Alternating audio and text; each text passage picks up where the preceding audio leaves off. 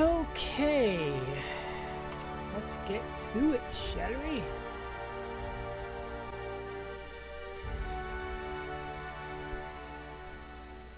Good accuracy makes you a small target. It does make it hard to watch tossball matches, however. And let's go see Mr. Scientist Doodad Dude.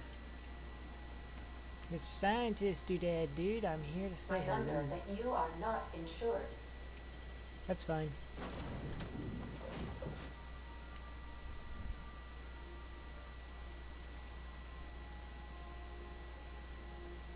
Interesting. I shall continue. Never touch this. No. Boop. Hello.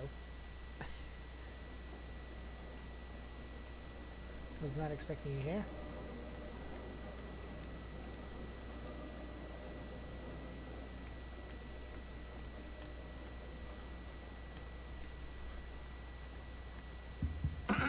Hello?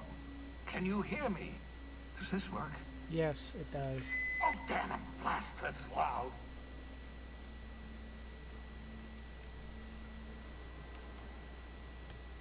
I'm just here for a side quest.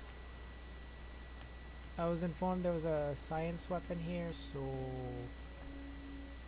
I came for that.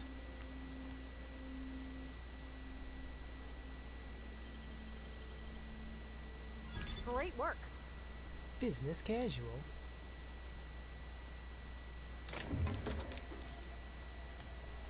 It's all mine.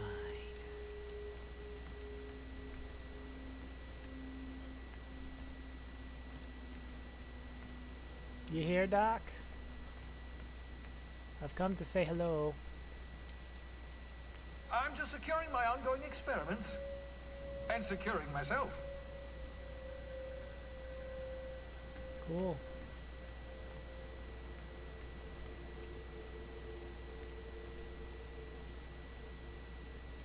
Journal.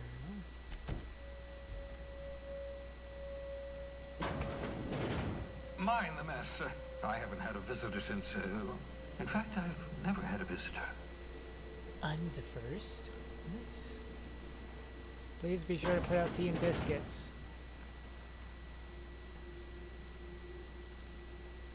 Found it.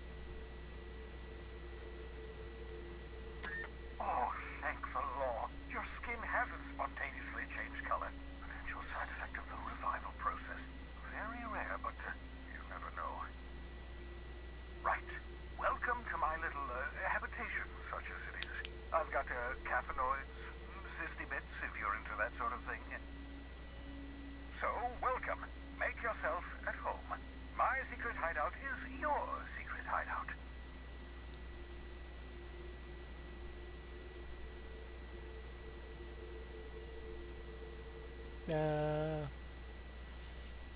You could have asked me before shoving me in an escape pod. Oh, balderdash. You hadn't yet recovered your faculties of speech. What was I to do? Dear so-and-so, would you like to be shoved into an escape pod? Blink twice for yes? Still, I admit I may have been a touch hasty, even thoughtless. I do apologize if I rushed you. At least you apologize. Not at all, my intrepid accomplice. I should thank you for tolerating my somewhat brusque manner. I only regret that I couldn't save more of your fellow settlers, what with being hunted by the board, and emptying my supply of necessary chemicals. Let's talk about something else, shall we? Of course. What's on your mind? Is there a reason you're hiding behind bulletproof glass? Oh, it's not you. I do experiments in that room. Some of them get quite scientific. The unexpected is to be treasured, but from a safe distance. Regardless, it's quite comfortable in here, you know.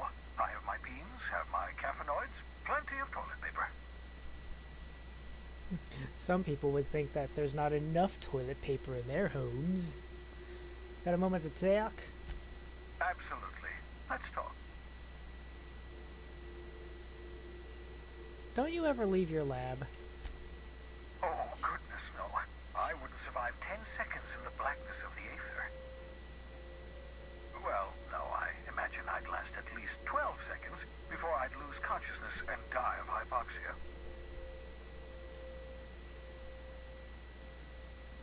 I meant, like, do you have life outside of your work? Life outside work? No, of course not. My life is my work. For that matter, everyone else's lives are also my work. An entire colony's worth of lives are at stake. It's up to me, up to us to set things right. To answer your question, I'd rather stay right here in my lab.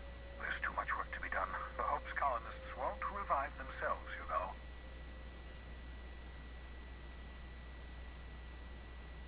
How's that coming, by the way? Remarkably well. After all, I managed to revive you without too many adverse side effects. We're even having a real conversation. That's progress. Science! I'm just waiting for news from Hiram Blythe. I'm quite sure he knows the location of those chemicals. Get me those chemicals, and I'll revive the Hope. Revive the Hope, put a stop to the board. Stop the board, save the colony from destruction. Cause and effect. Simple, really.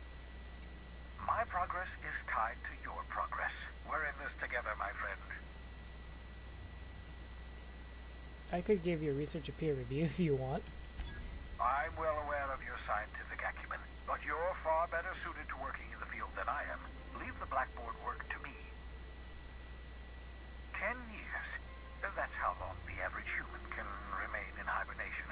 You were frozen for decades. In theory, you never should have survived the revival process. But the conventional theories are wrong. You're living proof that it can be done. There's yet hope for the Hope. Get it?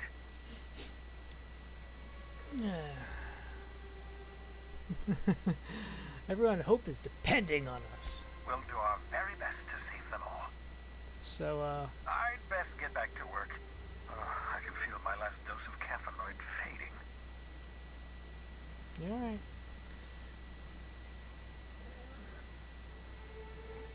Why is there a pig out here? Why is there a pig out here? I can calculate the movement of the heavenly bodies, but not the madness of men. Experimental notes. Experiment 1173. Eureka! Flash frozen organic material reverts back to its original cell structure when treated with a tincture of dimethyl sulfoxide. Rate of explosive cell death a very respectable 6%. Bad news, difficult to acquire limited quantities of compound likely produced by Anti-Cleo. Recently discontinued due to severe adverse reactions. Must find more. Experiment 938. Artificial stasis successfully induced on cyst pig specimen. Revivification complicated. Cyst pig tissue returned to living state. Brain tissue suffered from rapid nucleation. Attempting treatment. Treatment progressing. Treatment failed. Brain tissue irreparably damaged by rapid onset necrosis. Explosive cell death. Finished cleaning off liquefied remains of cyst pig from laboratory floor, walls, and equipment. Experiment 1083. Fresh out of Anti-Cleos, experimenting with Spacer's Choice partially emulsified creamer substitute.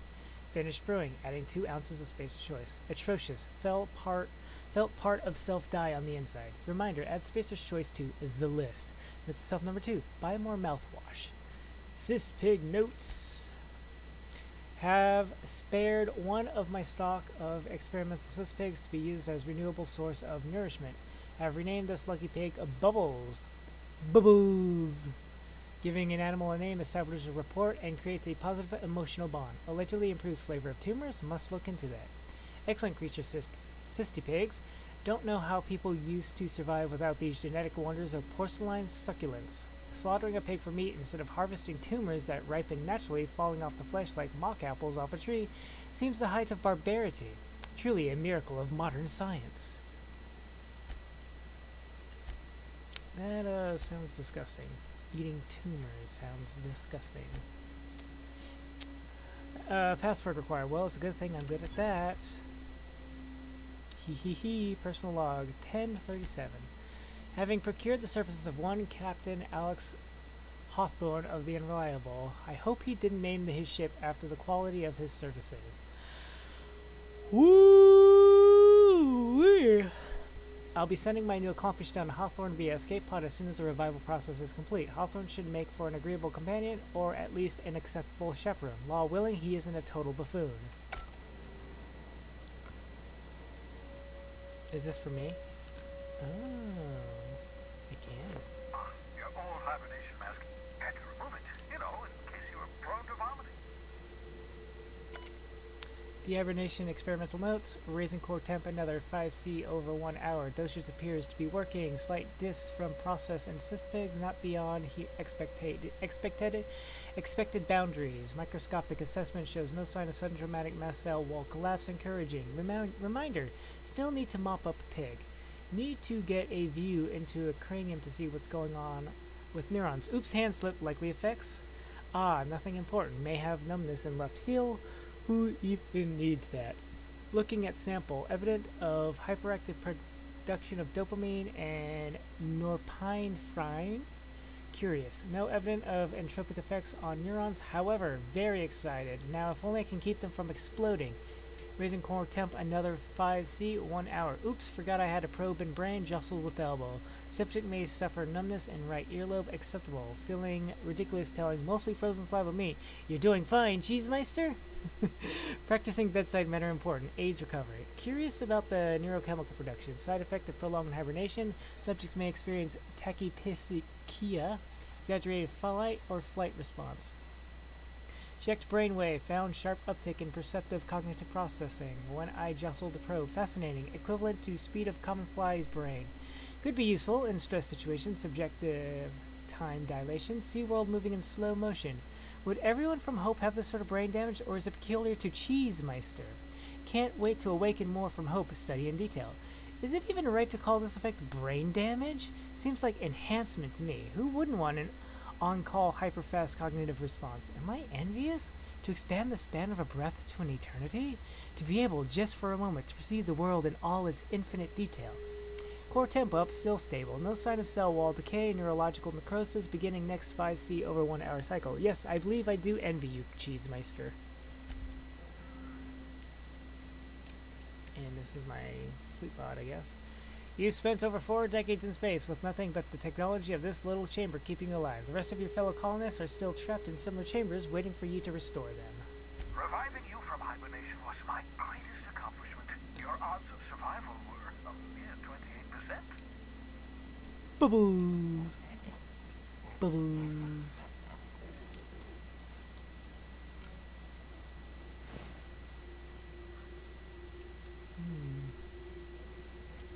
Oh. My poster now. My poster now. Ooh, what's this? Oh, it's one of those guys.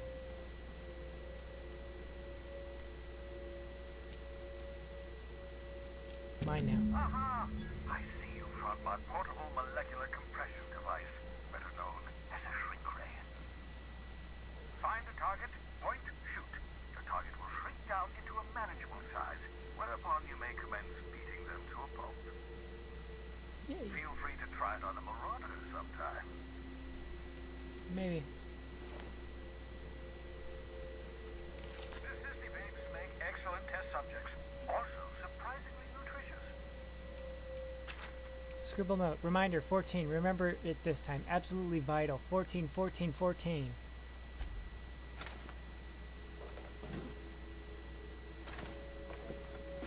What's so important about 14?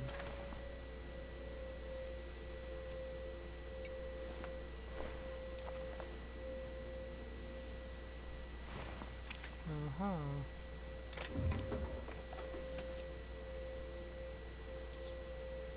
My pocket watch now. Interesting. What do you have? I mean, I don't ever think of notes being put on wires like that. Hello.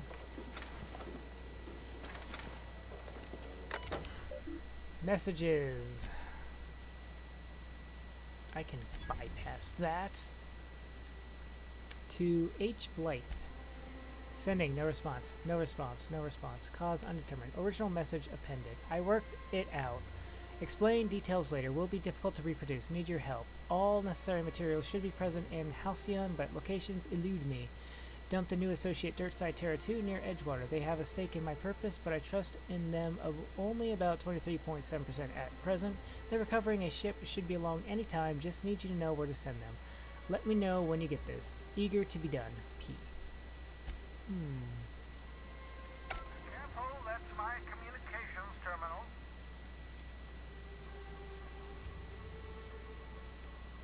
Are you actually evil? Are you actually evil?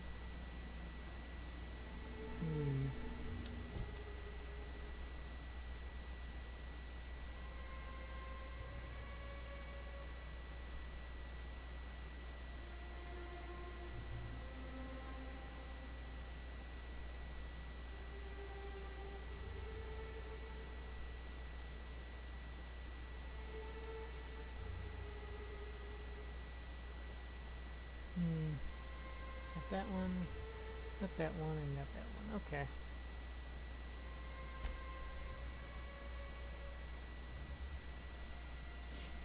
Okay.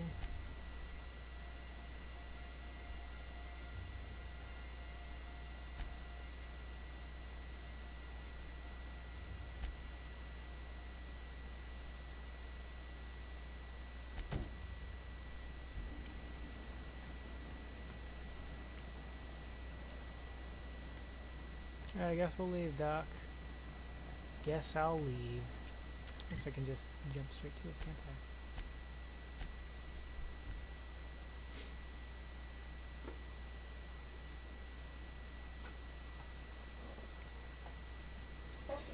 I? I've acquired poster. You have acquired poster. You have acquired pocket watch. Alright. Captain, if you're looking for crew members Ellie or Felix, they're sharing a drink upstairs. Alright, let's You go. notice how our crew's a lot like that crime family from The Masked Marketeer? So who's Parvati? You remember the youngest daughter who always does what she's told, but in the season finale she murders 12 people with a knife? Parvati. It's always the quiet ones. Hi. Something on your mind? No, never mind. How about you? Good to see you, boss. Never mind. Oh, do I have the posters in here? Or are they someplace else?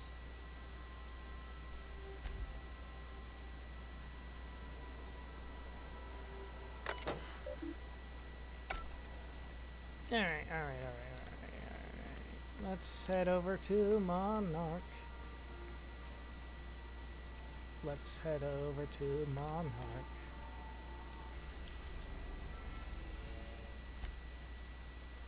That one's bad. This is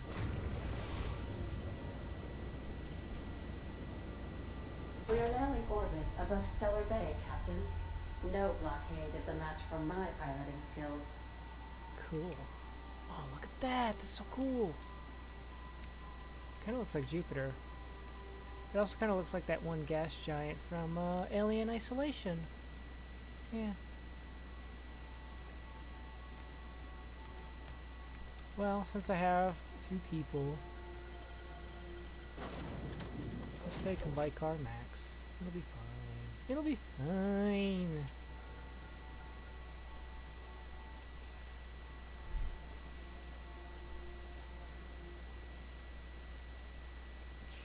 What's the worst that could happen?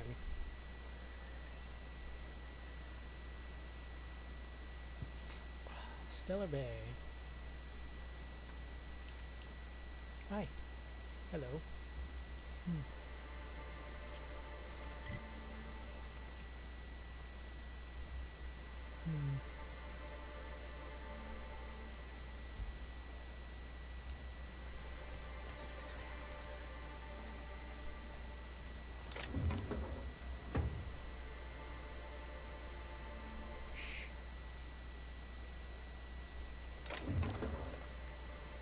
You guys won't rat me out. You don't care. I'm the boss. And what I say goes. Nobody's looking. Then it's mine. No, for a second I thought that was a little hole in the ground. But exploration. Here we go.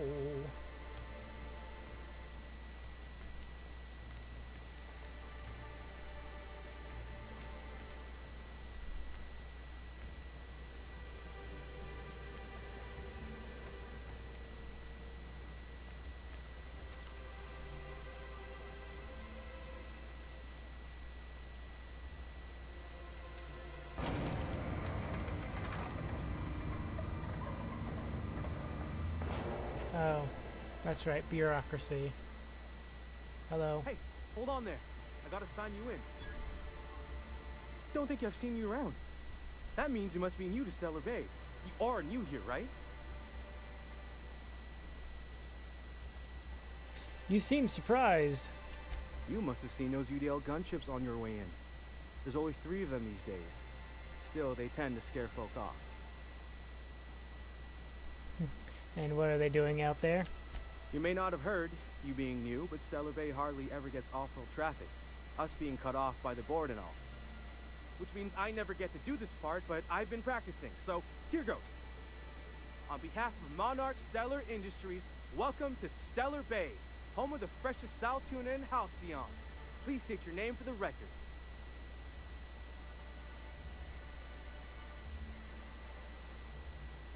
I'm Alex Hawthorne. Swell. There's one for the logs. I'm even gonna give you your own entry code. I'm not supposed to do that. It's against procedure, but Mr. Sanjar isn't so strict about the rules here. Besides, I got a lot of empty entries to fill.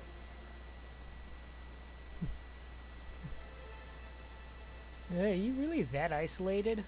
We don't get ship traffic in town. Only off-worlders who do make it out here are sublight. They got a base in Fallbrook. And thank the stars for them, or we would have run out of Rizzo's Purple Berry Crunch years ago. Oh, that'll just make Mr. Sanjar's day if you tell him.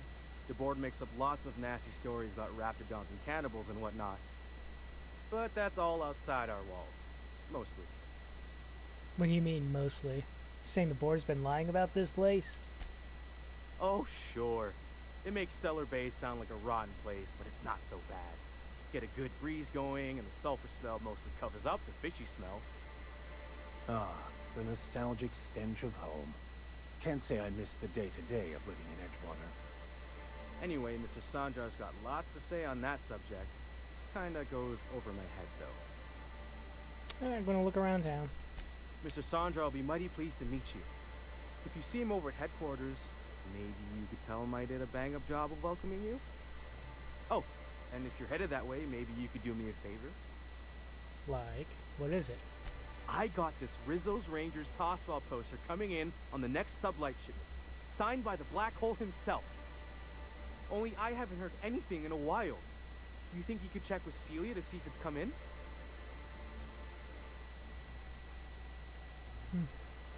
This poster sounds pretty valuable. I couldn't really say, I'm just a fan of the game. But the fancy collector types say the more people see these things, the less valuable they are. And I figure my poster's been passed around by more than a few people by now. I'll see about your poster. But tell me about the black hole. That's Bertie Holcomb. Only one of the greatest tossball hackers ever. I wonder if he's kin. Dad had family that worked for Rizzo's. I never got to meet them. Everyone's heard of him, even on Monarch. You still get some of the games. You been living in a sulfur pit or something? But why is he called the black hole? On account of him being the best hacker who ever played, nothing gets by him. He sucks up every ball that comes his way. Maybe word that differently. Well, Holcomb's had a lot of nicknames over his career. He used to be the tallywhacker on account of what he'd do to the score. Before that, he was the slick stick, because his shots were always so smooth. Let's not talk about this ever again. Whatever you say, I could talk tossball for hours. I'll see about your poster, okay, dude? Thanks a bunch. Celia works for Mr. Sanjar in the MSI building next to the bar. She's always there, so you can't miss her. Alright.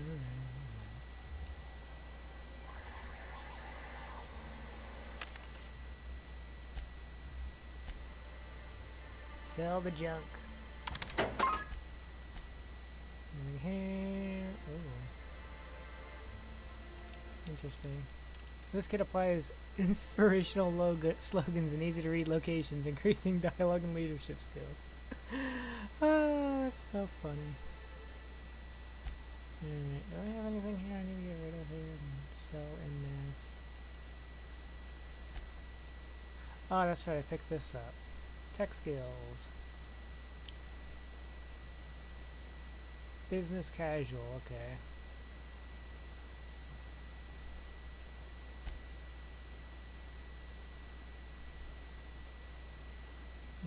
Oh yeah, I never looked at that actually. I never looked at that. This small one-handed beam weapon emits a continuous ray that shrinks its target by an amount proportional to the wielder's science skill. Shrunk targets suffer from reduced armor and reduced damage. Once the beam is off the target, they grow back to their original size within a few seconds. Will not lock onto friendly targets. Okay.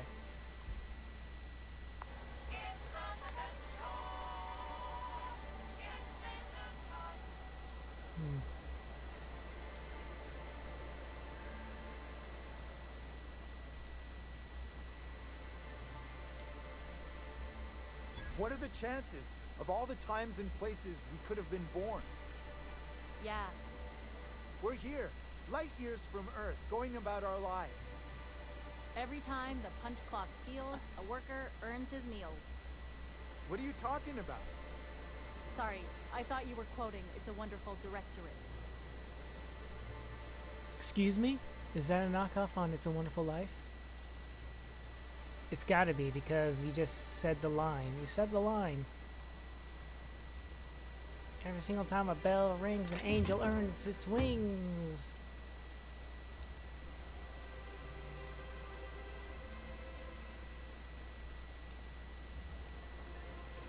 Oh, it's so cool. You can just see the gas giant here. And it's nice. Howdy, howdy, howdy. Well, I see somebody sticks out, like a sore thumb.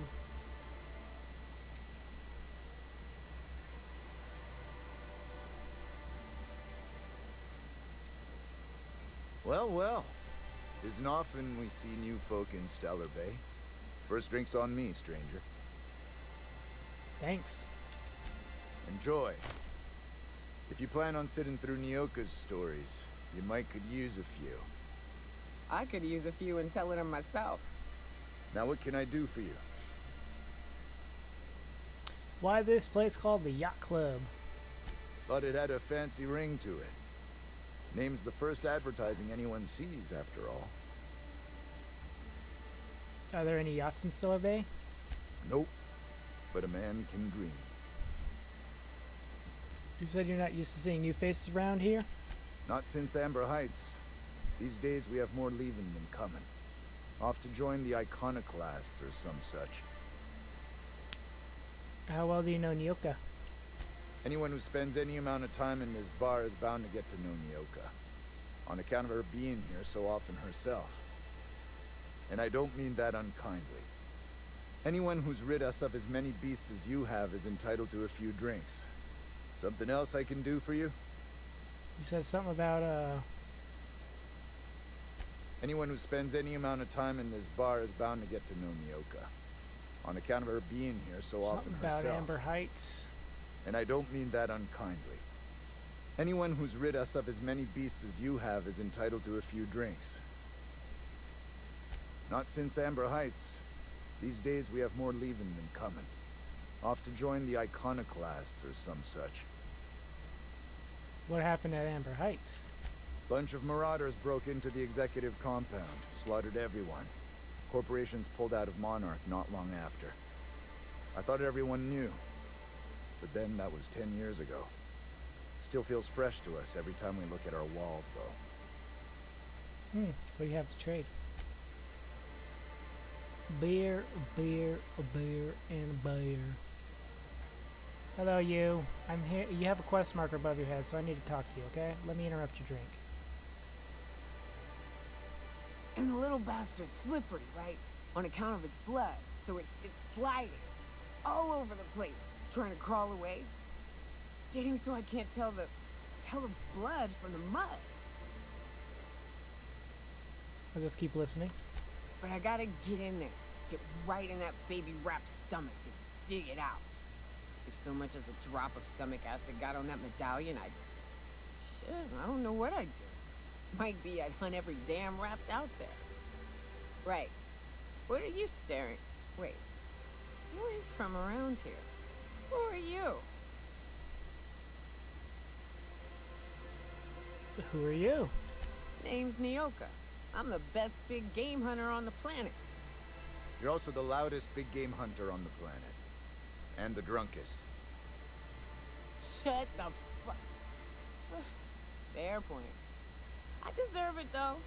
On account of being the best. My dad always kept his firearms and liquors in different lockers. Said it wasn't safe to mix them. Out here, if you ain't a little buzzed, you're liable to notice the stench of life. The grit in the air. The dust in every drink and the blood on every boot.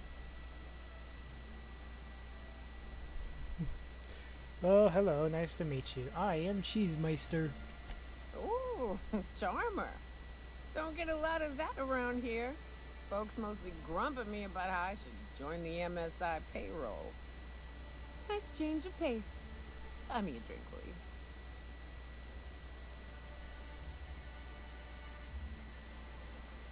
will you? I'm told you can get me to an information broker. Well. Let's get down to brass nuts then, shall we? Brass Tacks. Rats? Let's talk business.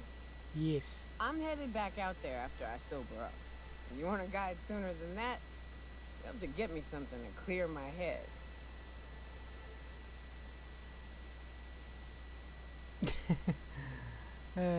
How much time do you need? More than you have, I suspect. I plan to sit here and drink until I find myself awoken sober. What do you need then?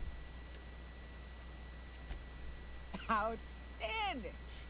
Our dispensary here maintains a stock of, well, I don't rightly know what they are. Steroid or caffeine somethings? Pills. They're very good.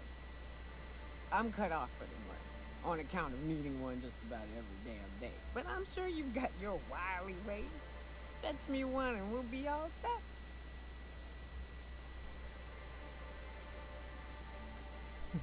You mean caffeinoid? That stuff's just a stimulant. Well, they work. We got a deal or what? Alright, I'll be back.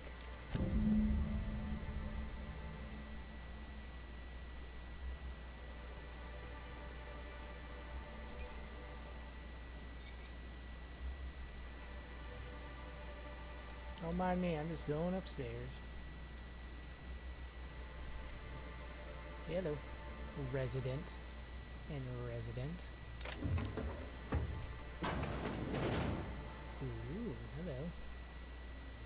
Hello. New face, huh? You from Off-World? Yeah. A ship captain? Well, I'll be. Here, let me buy you a drink. Consider it an MSI welcome. Why don't you grab a chair?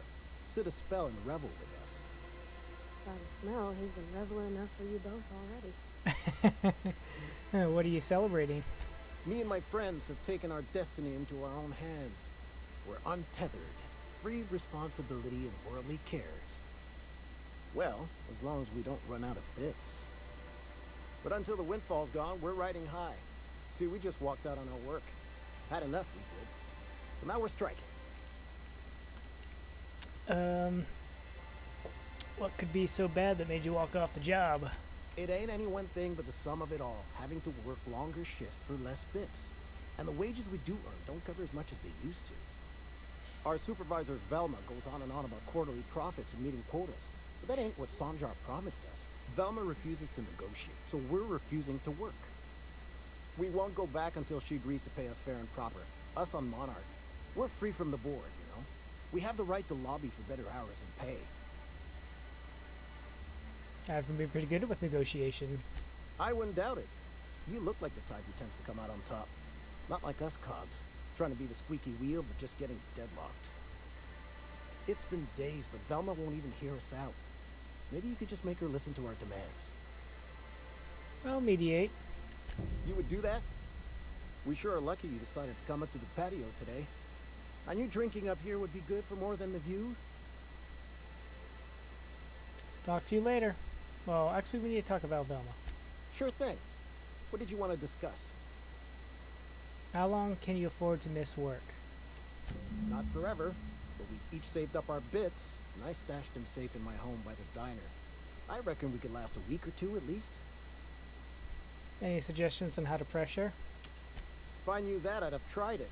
Talking reasonably got me nowhere. Maybe you'll fare better. The others wanted to blackmail her, but we're above that. Besides, them are just rumors. We got no proof they're true. Ooh, what's this? I would never endorse such an untoward tactic, you know, but, well, there's rumors that Velma's taking a cut off the profits. So far, it's just gossip, you know, but if there was any proof to be had, it'd be in the salt tuna warehouse, I reckon. Alright, I'll talk to you later. Hey, friend. Hello.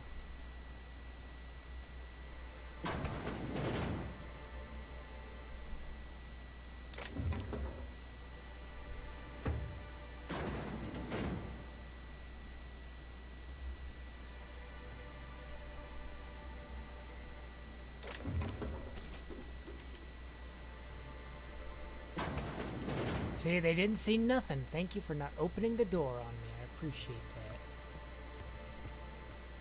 that. Yeah, you stay put, okay? Hello. Who are you? Laws. Can a man enjoy the smooth menthol flavor of a Stogie Slim in peace?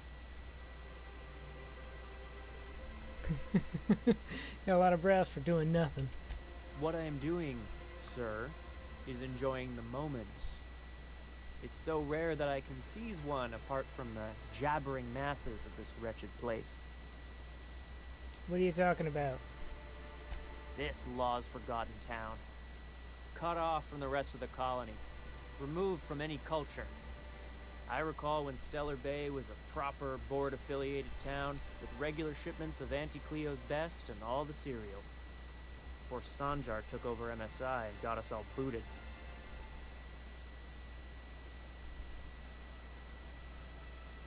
But you're all free from the board. Yes, free to wallow in squalor together. Free to squabble with the iconoclasts over a raptidon-infested hellhole. Look, you're making me melancholy. Is there something you wanted? I'll leave you be. Bang! Headshot. You're dead.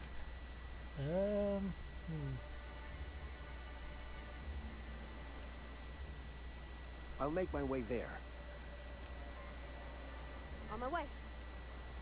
Hello, you have no names. You guys have no names. What you talking about? What's the rumors? What's going through the grapevine?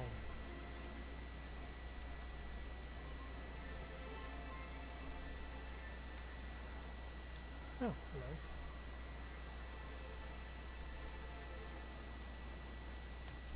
Wrap musk and canid eyes, right here. Hello. Hello, stranger. Can I interest you in raptidon tongue? Or maybe some canid toenails? You look like a man who's looking for some mostly fresh animal parts? Why would I want any of that? I don't know. Celia usually buys whatever I have, and Mr. Pickett seemed real interested. So I thought maybe I was onto something. Mr. Pickett? Franklin Pickett from Edgewater? That's him. He'd been here years, but he always talked about going back to Edgewater one day. Pavardi, you know what he's talking about? Sure. Mr. Pickett used to run the community center outside Edgewater. He had this grand idea to make it a museum for halcyon life. As my dad told it, Mr. Pickett was always going on about getting a manta queen for the last display. He left the Vale, gosh, years ago. He came to Stellar Bay years ago, just before the board cut us off. Ended up stuck here. He was always real interested in our monsters. Manta Queens, especially. Have you seen a manta queen? Sure, they're real big. Hard to miss them. Where have you seen one? Well, I could send you to the same place I sent Mr. Pickett. But I haven't seen him in a few weeks. To tell true, I'm starting to get a bit worried about him. Captain, can we look for him? I'd feel awful if somebody from home was in trouble and we didn't do nothing. Tell you what, I'll tell you where I sent Mr. Pickett if you promise to look for him. Help him out if he's got himself in trouble. Fair deal? Sure. Alright then.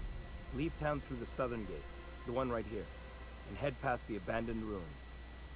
Last Mana Queen I saw was in the wilds out that-a-ways. Could be Mr. Pickett still out there too. Alright, what do you have for trade? Oh, good. Celia hasn't come by in a few days, so I haven't sold much.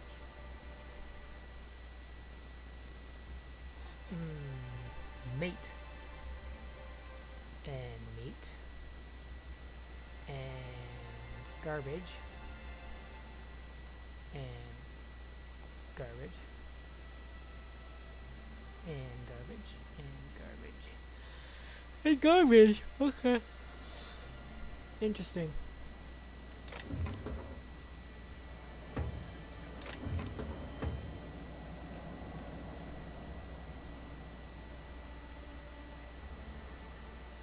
Hello? Sir, please, I need your help. I can pay. Okay. Oh, thank you for stopping. Everyone acts like nothing's wrong, like my little boy isn't at risk of being eaten by some vile creature. Please, you have to help me get my little Tucker back. He ran away and is going to get himself killed. Oh, I just know a raptidon is melting him with acid as we speak. Tell me what happened. Don't you tell me to calm down. I promised my boy I'd protect him for always. But how can I keep him safe if he's run away? He ran out into the wilderness a few days ago. I warned him about the raptidons, mantisaurs, and marauders with toxic sulfur pools and poisonous glands, but he didn't listen. Oh, law, Captain. A youngster won't last long in a place like this. Please, can't we help? Please, won't you go and find my boy? Why would he run away? He's been pining for an adventure. Says he's tired of living cooped up behind the walls. But he doesn't understand how dangerous it is out there. I warned him. A raptidon would snap him up first chance it got. I just know one's ripped his arm off and is gnawing on his sweet little fingers. He should have listened to his mama. I promised I'd keep him safe here with me. Where would he have gone? He's been listening to those awful broadcasts that the iconoclasts put out. I begged Sanjar to put a stop to them, but did he? No! And now I just know my boy's run off to Amber Heights. That is, if a Manta Queen hasn't spooled out and eaten his entrails for breakfast already.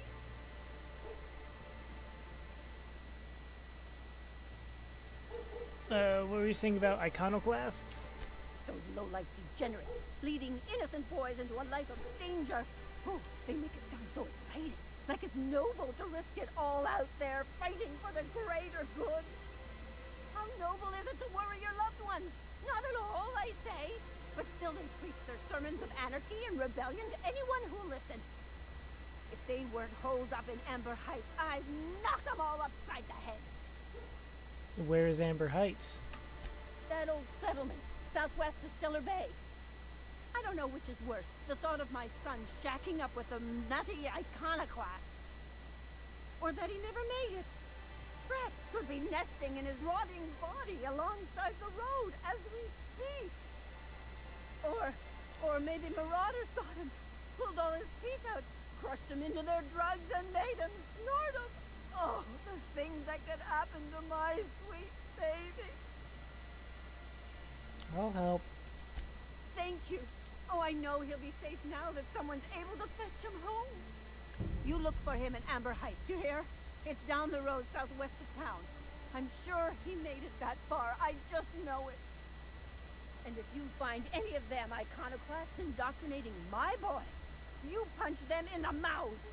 Tell them what I think of them luring little boys away from their mamas. It's immoral. You have fun now, you hear? That looks like the exit. Hello, what do we have here?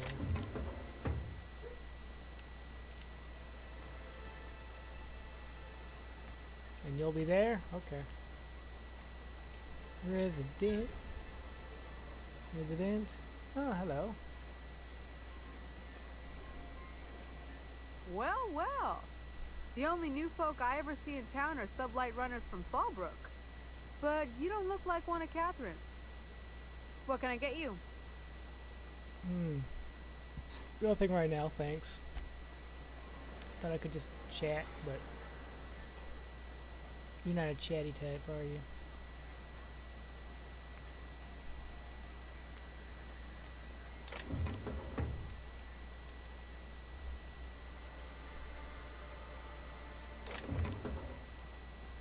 Mine. Bunch of residents. Help! Someone's been killed! You don't say. I think I'm gonna be sick. Are you alright? No! I just stepped in a dead man's blood. And I think one of the flies landed on my mouth. If you're going into the apartments, do not go into the lower one on the right. That's where the body is. Now, if you'll excuse me, I need to go contemplate a hot shower.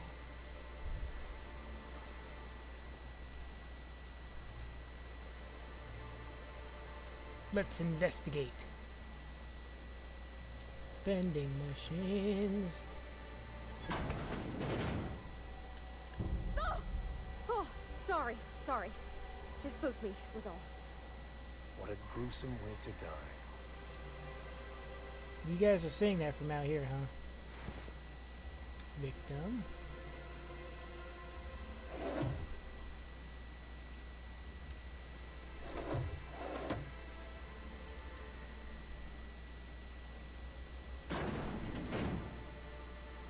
Keep him quiet, Cap.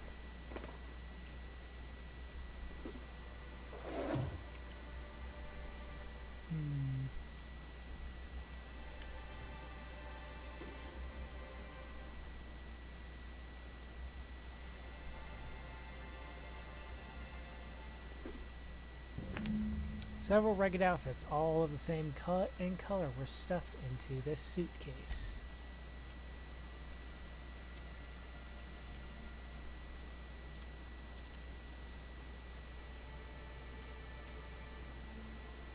And what's this about? A note? Tossball betting slip. This betting slip lists some increasingly bold wagers made for a team called Mostly Colonists. It's from Leftfield Tossball Betting.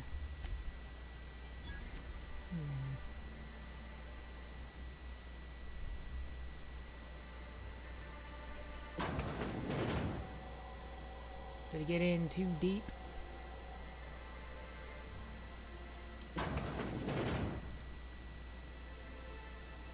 Hello.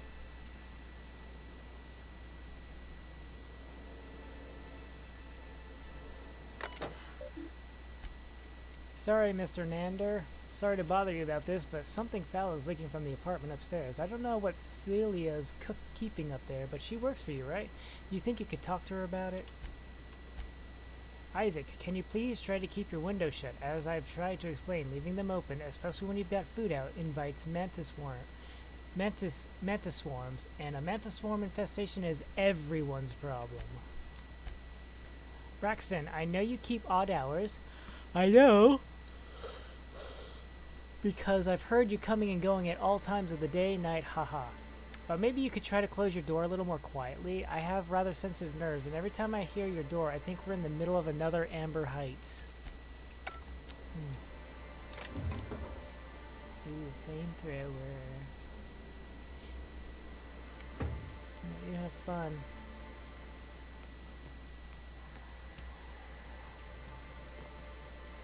What's up here? Oh, it's Whatever you do, don't mention Tossball to Isaac. He'll never hear the end of it. You know, I haven't seen him in a while. If you got him stuck in an hour-long rant about mostly colonists, you'd be thankful. I heard you.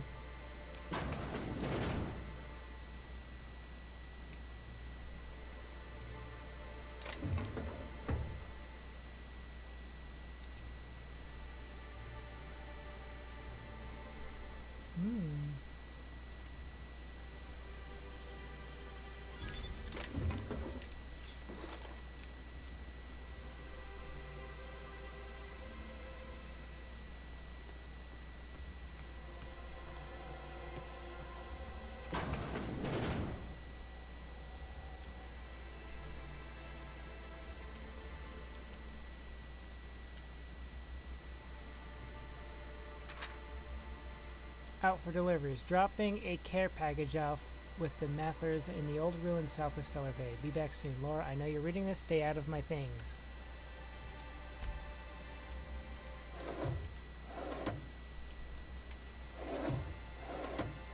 Hello. You startled me. Don't sneak up on a person like that, huh? Didn't mean to scare you. I'll go. You again! You've really got to stop doing that! Didn't mean to scare you. You again! You've really got to stop doing that! Why are you here?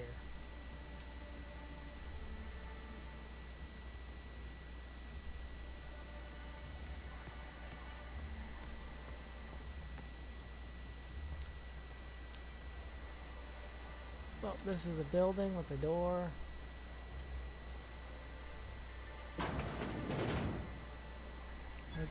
Resident, vending machine, resident, Everett Grill. Hello. Good day to you. Good day to you. Chef Ramond. Whoa, by the stars, my poor heart. I just about pissed my jumpsuit. I didn't mean to startle you. Most people don't. Besides, this place is enough to try anyone's nerves. How's that? Where should I begin? With the oversized mantisaurs? Or perhaps the rats spewing acid at our walls? The board was right. This place isn't fit for human habitation. And I was a fool for staying.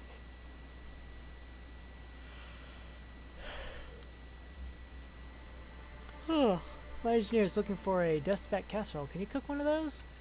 That was a real popular meal 10, 20 years back, before the board tucked tail and ran. These days, everybody's had a belly full of salt tuna. They all want borscht. And the mushrooms, well, not many venture out of town, what with the monsters hereabouts. I can whip one up for you, but it'll cost. Here's a menu. Oh, yikes. I can't cover this much, Captain.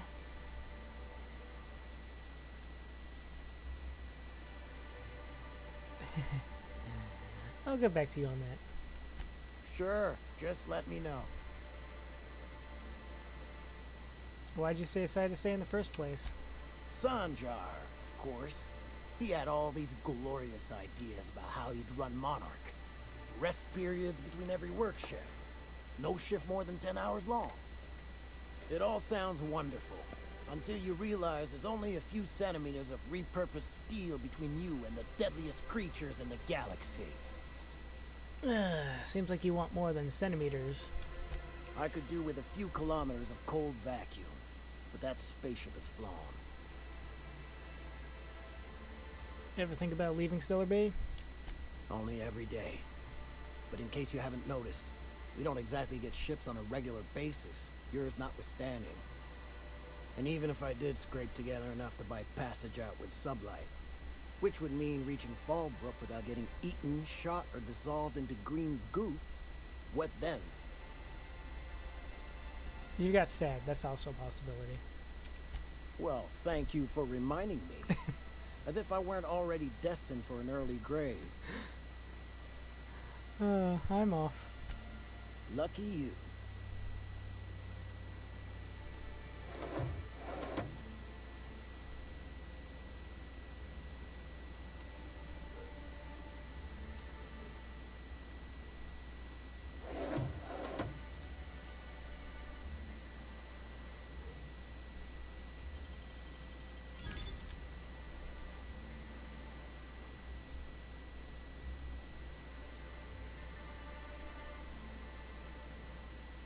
I was gonna say, what makes water a sugary drink? But of course it's corporate, so... Toilet. With a bunch of ammo.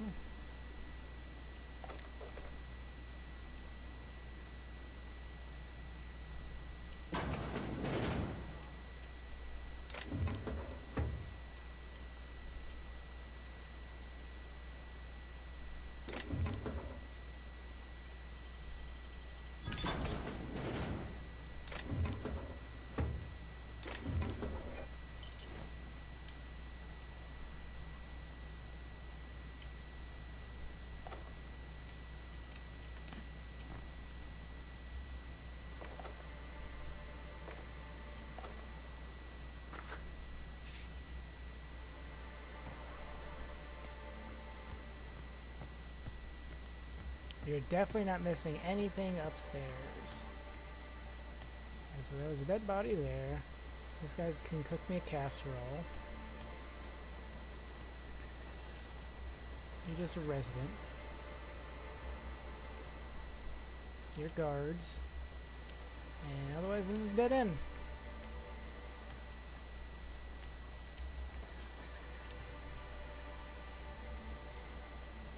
What do we have back here?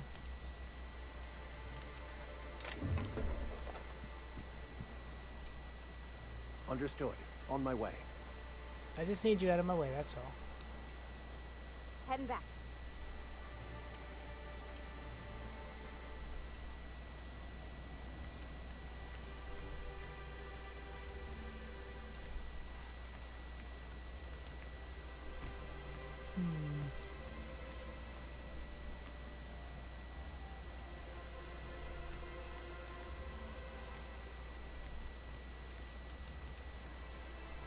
Sure. There.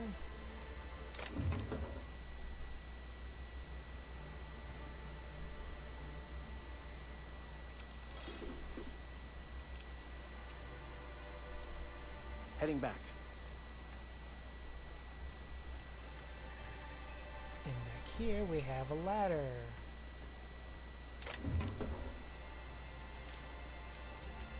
What's up here?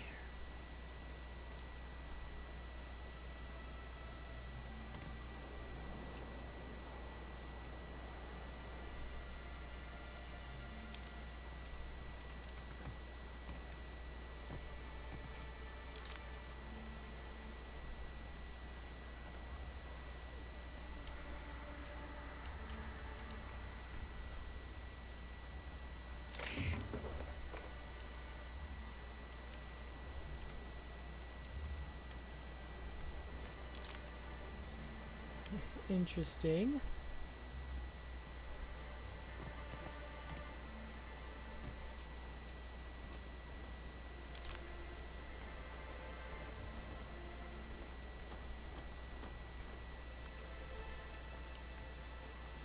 I wonder if I could have just walked right through them and been like, yeah, it's fine. Does anybody live in here? No. I'm going. Stay out there. And I'm gonna loot the place, okay?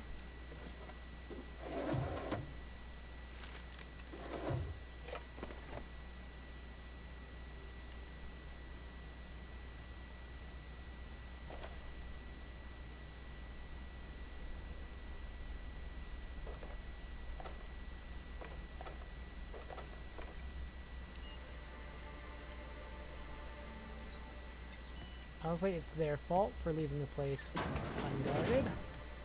On my way.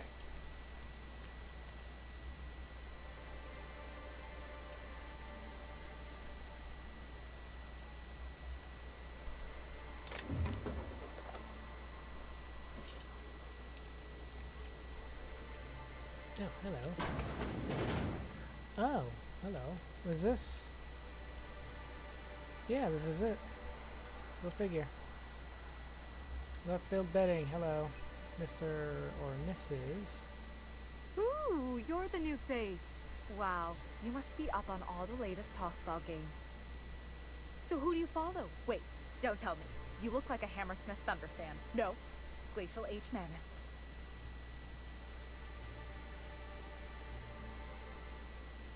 Who has time to watch grown men and women hit balls with sticks? Ding, ding, ding, ding, ding. I'm not here to chat about teams. That's a shame. Tossball's just about the only good news we get around here. When our frequency's not too clogged up anyway. So, what can I do for you?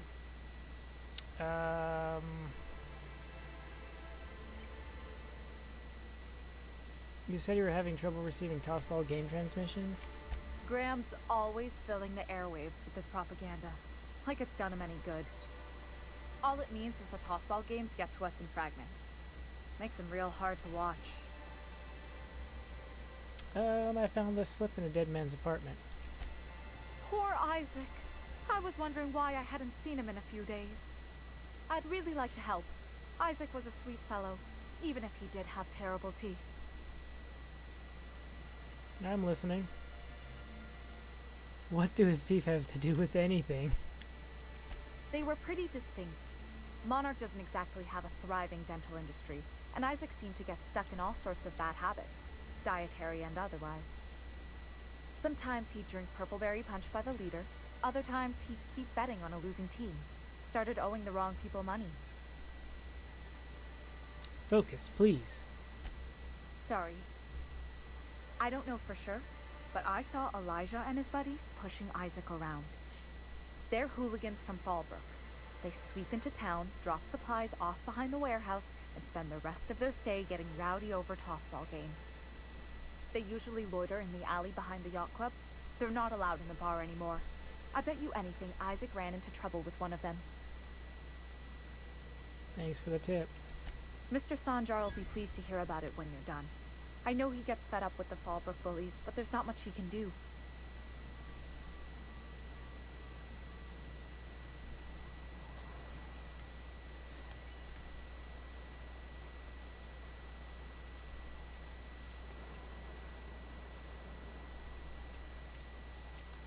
Oh, what do we have up here?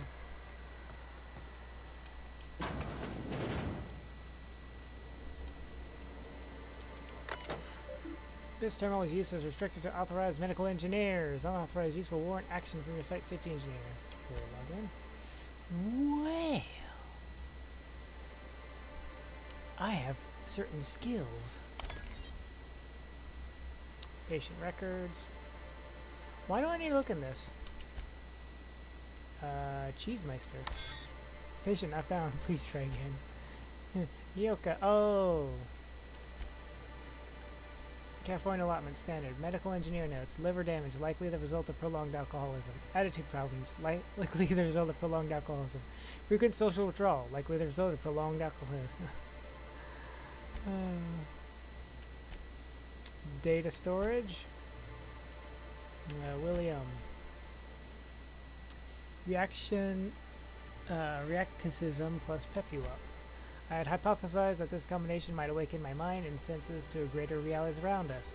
If that is true, then it seems my faculties were quite overwhelmed in this instance. Shortly after the dosage, I experienced cold sweats, tremors, and mild paranoia. It is perhaps due to the latter effects that most of my notes from the episode are of little use. Nevertheless, the effects are most invigorating. I will have to attempt a milder dosage once heart palpitations subside. Bushberry extract plus debilirol. After my previous experiments, I theorized that deadening the external senses might allow the mind's eye to glimpse the eternal. Alas, I was only partially successful. The combination of substance quickly rendered me both blind and feeble, so much so that I soon fell into a stupor. I woke some hours later in a pile of my own sick and a most curious craving for Tilleritos and Costelorine triple dosage. Searching. File empty. Edwards. Whip number 1. Oh.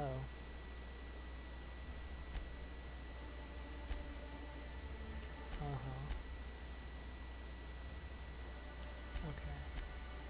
Stella Bride. She's a wide-eyed columnist from Earth. He's a hard-working Saltuna farmer from Monarch. Their attraction blossoms into a whirlwind romance and transforms Stellar Bay. Chapter 3, A Long Way from Arkansas.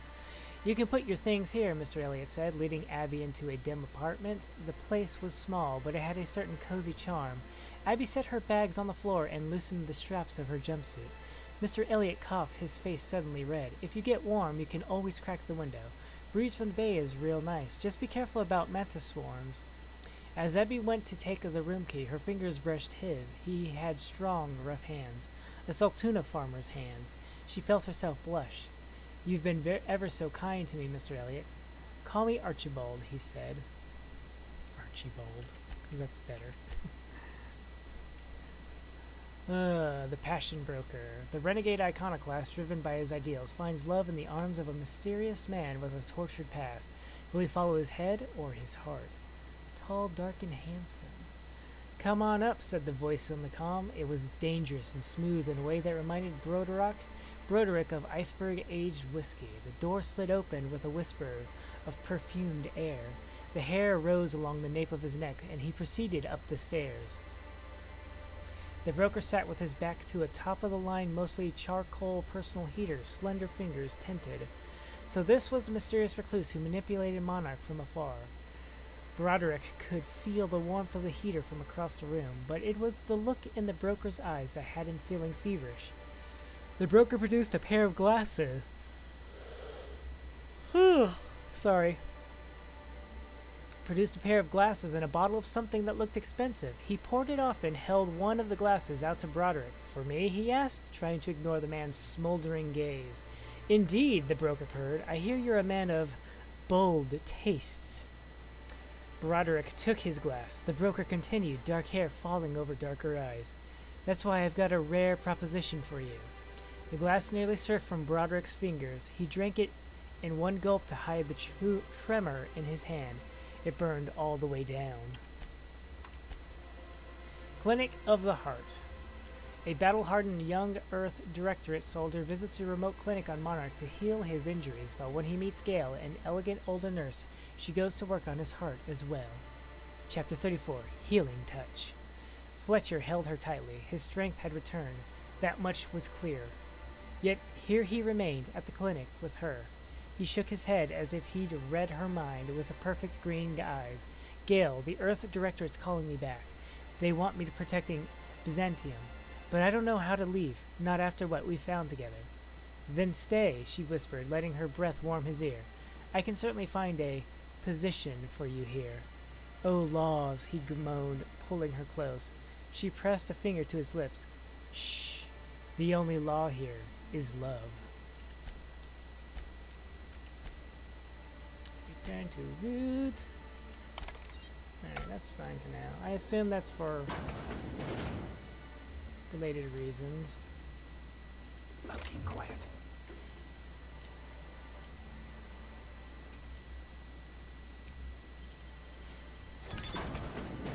Or, you know, I could just come in here and steal this stuff.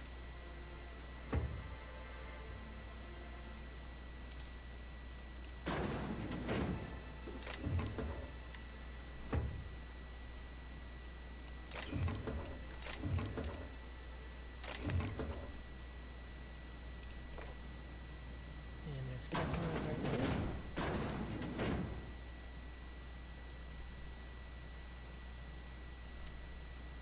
If Velma's capable of running the warehouse, she can certainly pick up her own cathanoid. Don't be so hard on her. With Brack's missing, she's working doubles and needs a little edge. Very well, dearie. But you stop by any time you like. Hmm?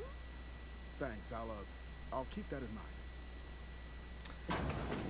Velma's gonna be extra cranky if she doesn't get her cathanoid. Hello. Hello, dearie. Why, I don't believe I've seen you before. And with sweet cheeks like those, I'd remember. This makes sense. What can Auntie Abigail do for you?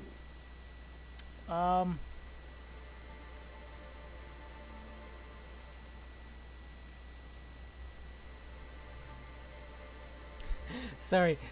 I'm just still stuck on the fact that, okay, it all makes perfect sense why there's all those romance novels in the computer.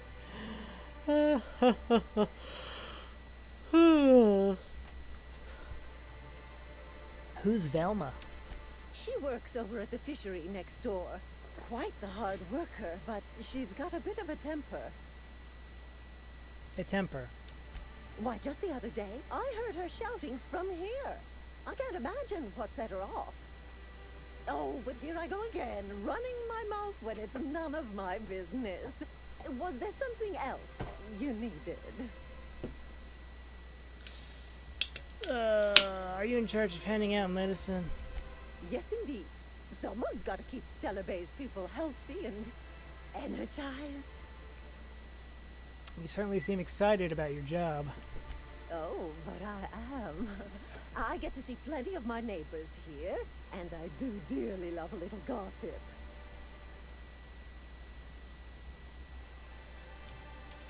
No, I don't have enough medical skill to bribe you with words. I've been asked to pick up medicine, some kind of caffeine or steroids. Bless your little heart, you must mean caffeinoid. If it's pep you need, one pill does the deed. Now, dearie, who's this pickup for? They're actually for me. Oh, I don't know, Auntie. You'll have to pry that secret from my sweet little cheeks.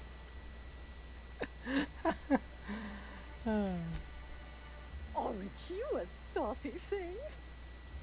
I may not be a fresh young thing anymore, but with age comes experience, dearie.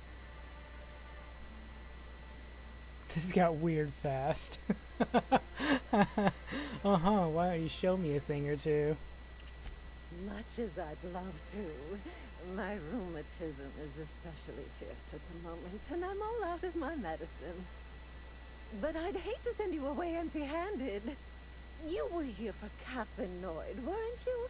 Who's it for? It's for Nyoka. Oh, her. It's none of my business, but I have told her Dr. Williams would bump up her monthly allotment if only she'd join MSI. Contribute like the rest of us. Now I've gone and said too much. And you know me, dearie. I don't like to pry.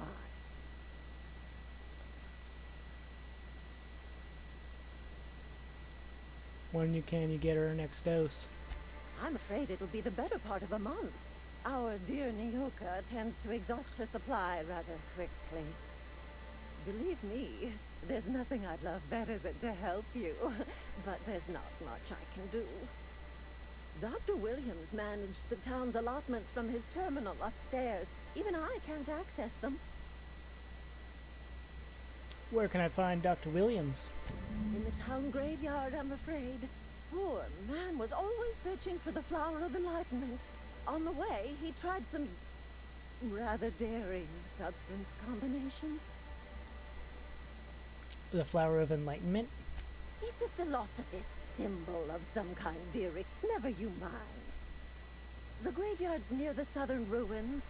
You're certainly welcome to pay our respects, but the bodies tend to attract beasties. Do be careful. I'd hate for anything to happen to you, dearie.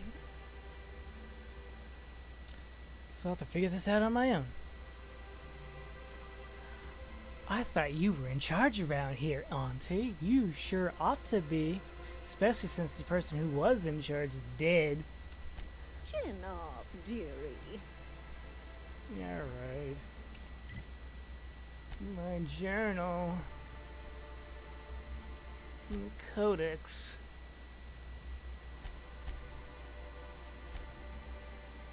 Pavardi. Oh. Sure, why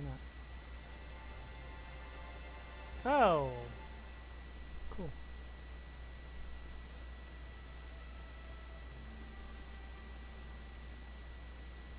That's fine, I guess. Apply.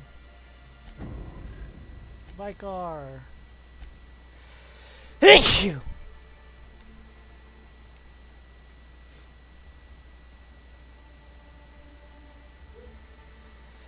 Issue! Sorry about that. Jazz hands.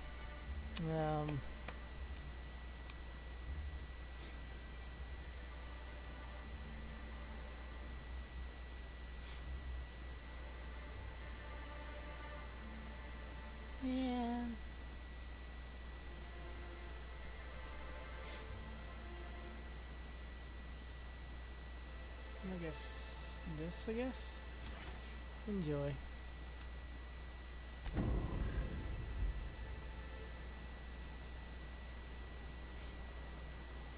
Alright, so I already went around the back. Yeah, that's where I came in from. And I went that way. Yeah.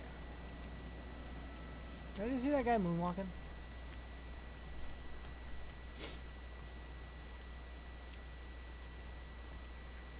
Carry on.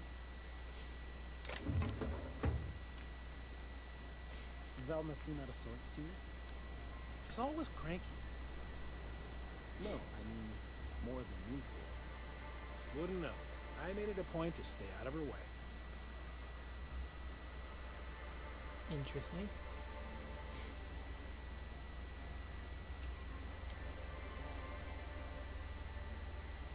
Oh yes, that's the yacht club over there. And I've made my full circle, I guess.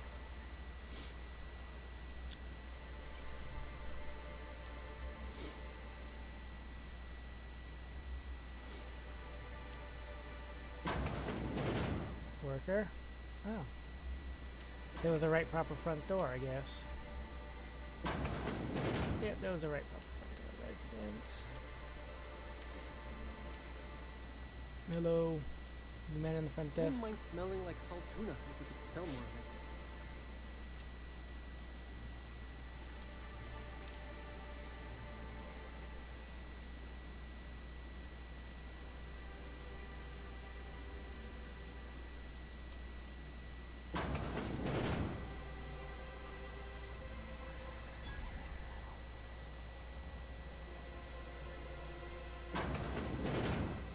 Toilet, your break room.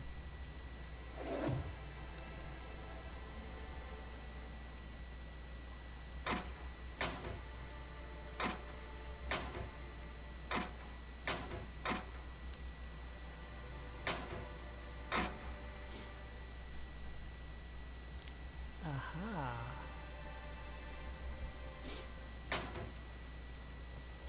Alright, what does this thing sell? Okay, got a gyro sight, a mag 2 power, a nightingale step, and this is just this stuff. Okay.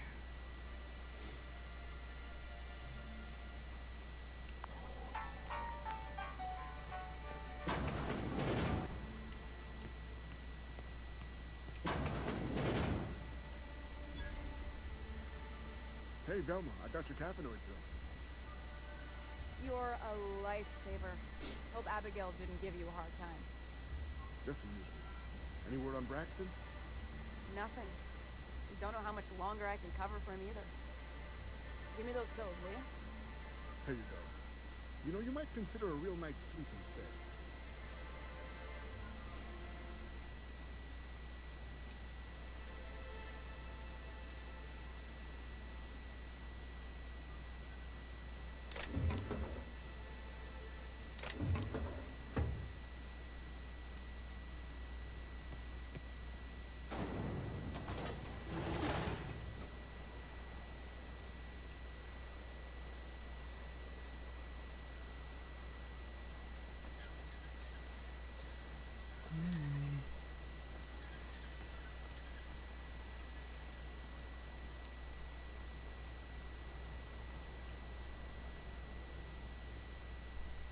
Aha.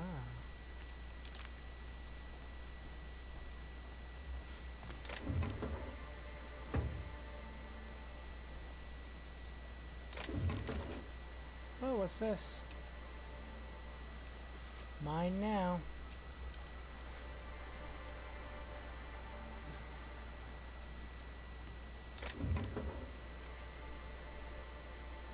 This ruined tossball stick is covered in blood and has a decayed purple tooth embedded in it. Elijah is written on the shaft.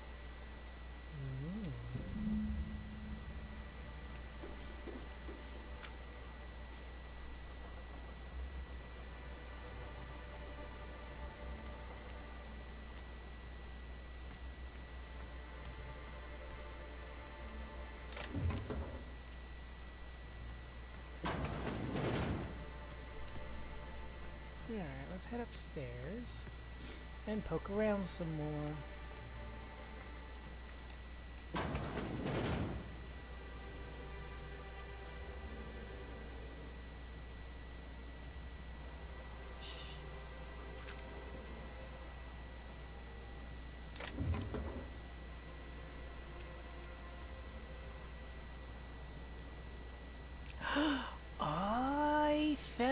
Tuspo poster. What's it doing here?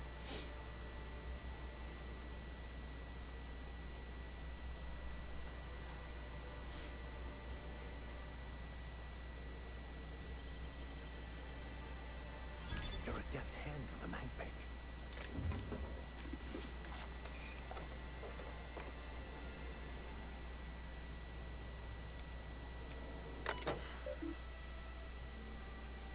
Alright, personal files.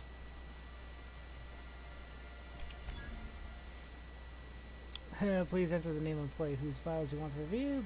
Bella or Velma? Velma's personal files are a morass of supply contracts, order forms, spreadsheets, and financial reports. Careful study of her financial reveals that for the past several years she has been slowly siphoning money from her operating budget into a personal account. The theft is cleverly hidden. Individual instances would be executed as rounding errors or mistakes in simple arithmetic. The sheer volume of occurrences, however, indicates deliberate intent. Return to route. To Hecht. The fish in tank 23A are looking a little lumpy. If you're not going to make it in, that's fine, but you have to let me know so I can stay on top of the doses. Mr. Nandy, we really need to talk about the Saltina situation. I've had to let 4 batches rot in the warehouse over the last 2 months because we're not finding buyers. I know the situation with the board puts us in a tough spot, but we need to start thinking about how we're going to keep Stellar Bay afloat if we can't get sales up. Brax, seriously? Where are you? You've missed 3 shifts. This is getting ridiculous, even for you. Okay.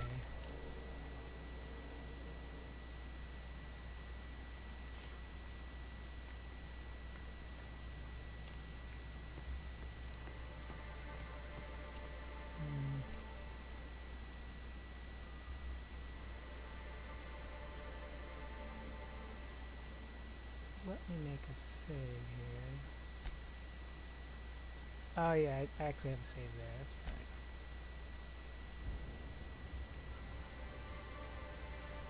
Hello. Look, you can tell Catherine the new shipment will be ready when it's ready, all right?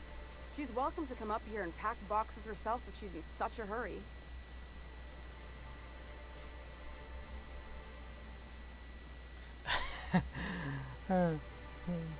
What are you talking about, Catherine? Sorry. Seems I got my cables crossed. Thought you were another shakedown tough from Fallbrook. Hope you can forgive my temper. This job has been running me ragged lately. First, my autoloader foreman stages a walkout, and now my chief pescatological health manager is missing. Your chief what? Braxton. He's in charge of getting the fish fat, but also making sure they don't get too many tumors. He's a real wizard with pharmaceuticals, but he has creative notions of working hours. Comes with living in a free colony, I guess.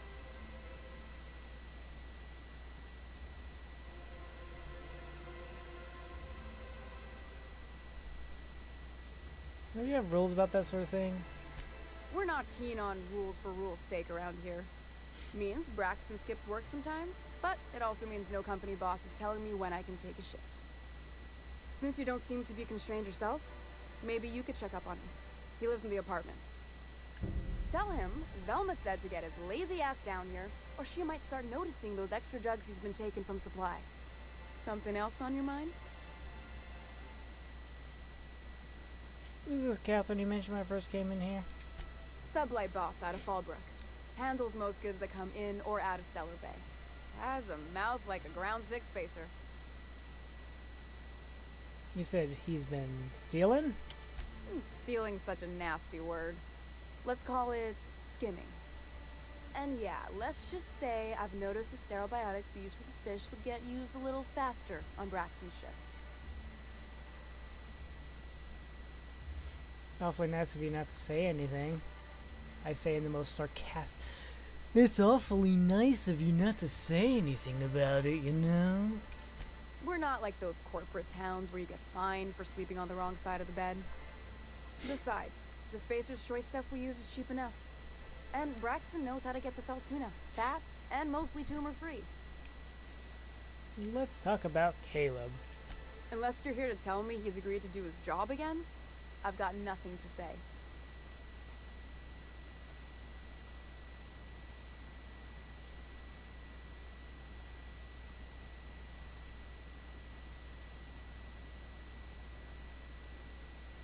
Caleb says they need a raise to keep up with the prices around here. Tell him to complain to Catherine in Fallbrook, not me. Sublight's demanding more money for the same contracts, which means we're all in the same boat. Why can't you give him a pay increase? I don't have the bits for it, plain and simple. Besides, if I make an exception for him, I gotta do the same for everyone. She's principled, in at least this area. I will begrudgingly give her that. Thank you. I think. If Caleb wants to keep this job, he'd better get back to it. I'm about ready to hire sublight contractors at this rate.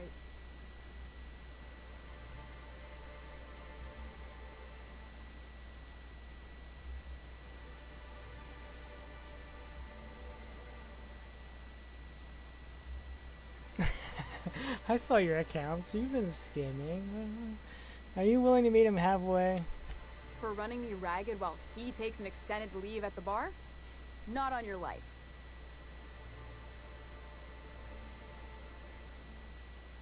Yeah, let's go with that. Yeah, and did you miss the part where I'm working doubles to cover for everyone who decides not to show? Ironic, isn't it? I'm the one who keeps this place running. That money's mine, one way or another. That sounds remarkably like Caleb's argument. Fine. Tell Caleb he and his team can have their raise, but I need them back here immediately. Alright, I'll go blah blah blah blah.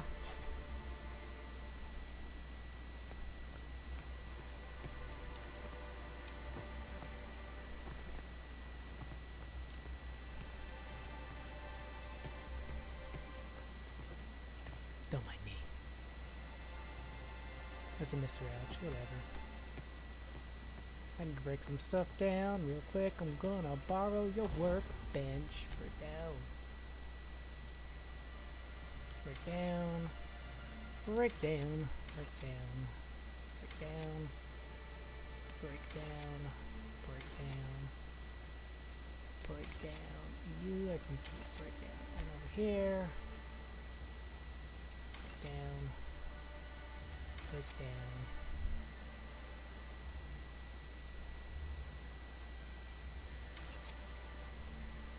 That's fine.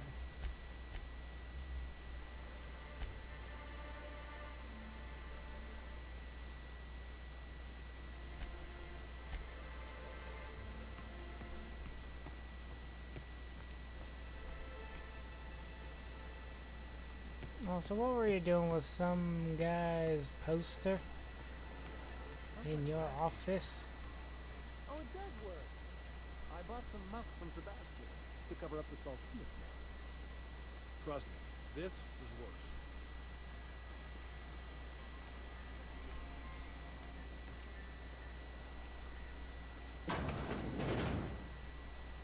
Could I get another advance, Mr. Nandi? Just make sure it's properly logged. I'll note it next to the others, sir.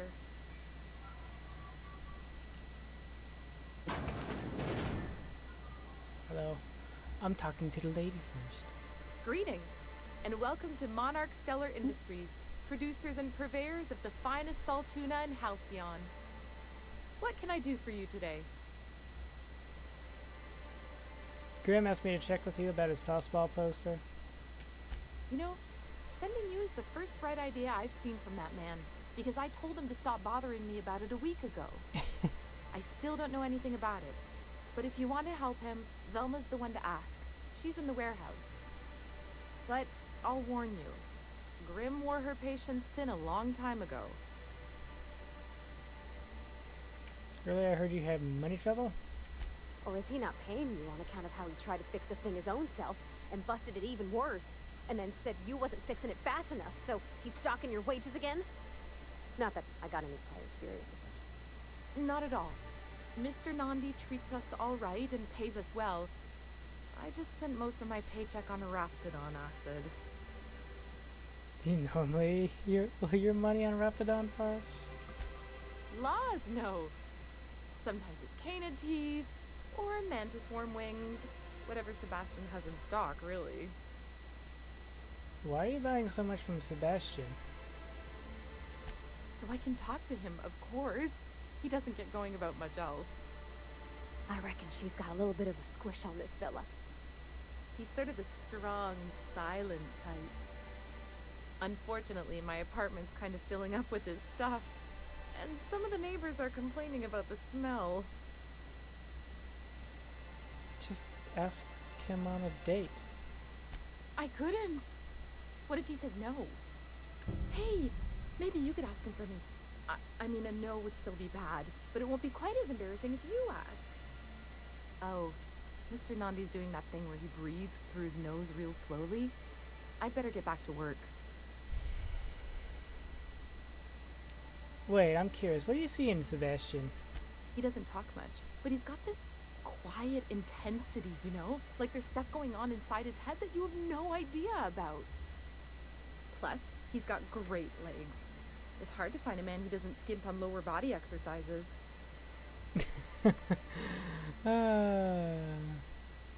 That's all I needed to know. Sorry, sometimes I get carried away. I'll talk to you later. Hello, Sanjar Nandi. Well, new business turns up at last. Celia, didn't I tell you our new statistics-based advertising model would be a hit? That you did, sir. How can yield improvements of 26.7% not quicken the pulse? How can 32% cost savings not moisten the loins? You've often posed these very questions. Clear my schedule. This newcomer has a meeting with me. No, you have a meeting with me. That's very generous of you. Celia, will you make a note of that for my self-review? Very generous. Noted. Not so generous I can't drive a good bargain. Now, who sent you? Rizzo's, perhaps? Or Auntie Cleo herself? I'm charting my own path, going where the wind takes me. What a charming notion. One doesn't meet many free spirits in Alcyon. Not outside Tartarus prison, anyway. Forgive me, I'd be positively enraptured. Only, I take it this means you aren't here for Saltuna.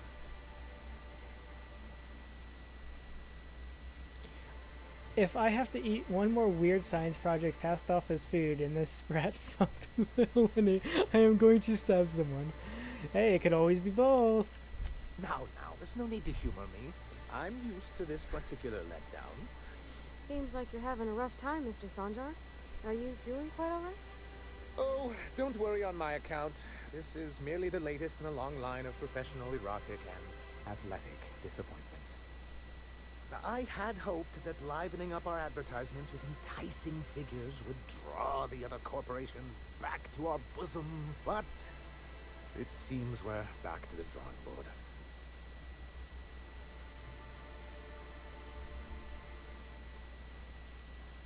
What are you trying to accomplish? I mean, they did leave you. Thanks to the so-called hazard clause, Monarch has been cut off from the board's resources and protection for 10 years now. Now, we've kept ourselves in business by trading with individual corporations, but given the off-the-books nature of those transactions, such arrangements are precarious.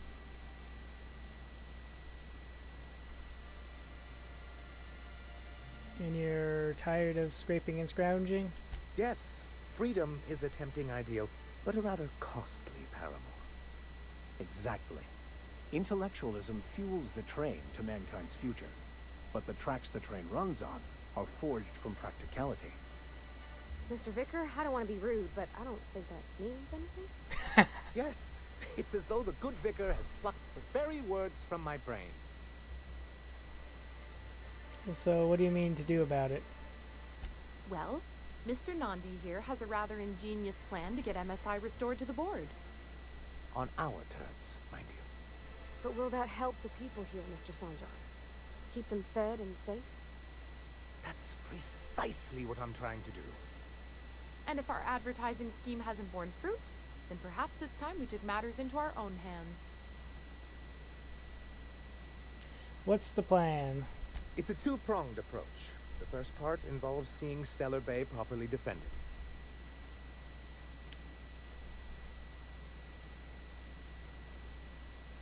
And what do you mean to do that? With a Bolt 52 cartridge, of course. If you can get us what we need to rejoin the board, starting the Bolt 52, we'll be able to become one of the most productive and secure cities in Halcyon. And you'll have a powerful ally on the board. And where do I find one? In the old arms building southwest of town, which used to be part of Stellar Bay before we had to move our walls in. These days it's overrun with marauders and raptidons. Why are you saying it that way? Saying what? Which way? Arms. You're saying arms instead of arms. That's just what it's called. It's supposed to stand for something, but I forget what. I'm sure I'll know it when I see it. Oh, and while you're at it, there should be a terminal in the arms building with some dangerous information. Perhaps you could delete it so it doesn't fall into the wrong hands. Before I go, questions. What can I do for you? I met Graham, the landing pad guard. I see. And was his delivery of the MSI authorized greeting up to snuff?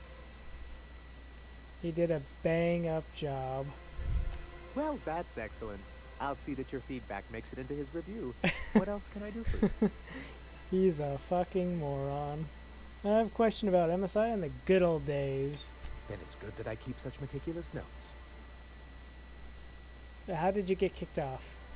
I've asked myself the same thing many times, especially seeing as the legal mechanisms we employed were part of the board's own bylaws. Do you mean that you initiate your own removal? Not intentionally, though that's technically true. For many years, this planet was home to as many corporations as Terra 2. Back then, it was known as Terra 1.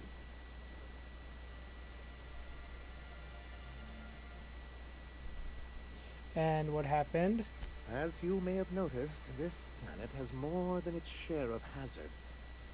And as the other corporations began to tally their losses, they decided to pull out. But not you. Our leadership at the time certainly wanted to. And how did that work out? Most regard Monarch as a lost cause. But there were others of us who saw an opportunity. The chance to improve working hours and conditions, to reform MSI from the ground up.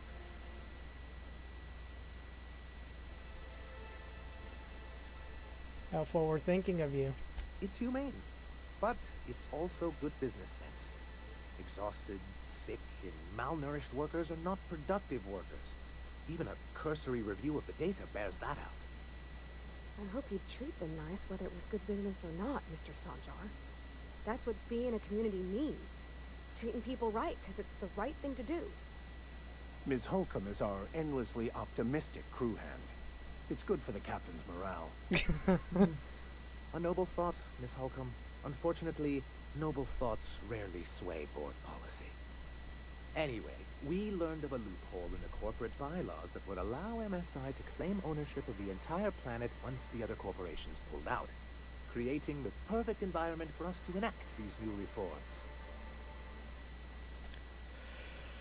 Clever. That's what I thought.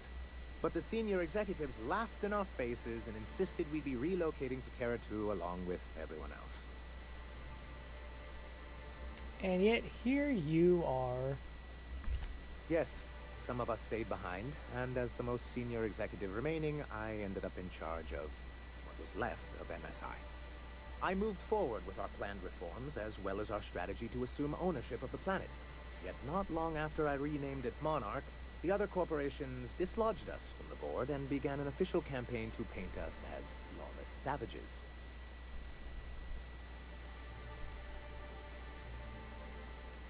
And why would they do that? I don't know. Everything we did was legal and above board. We followed their rules, and yet they still found reasons to declare us outlaws. I do think there's something useful in a governing body like the board. Something that keeps us from anarchy, but I dearly wish it functioned differently.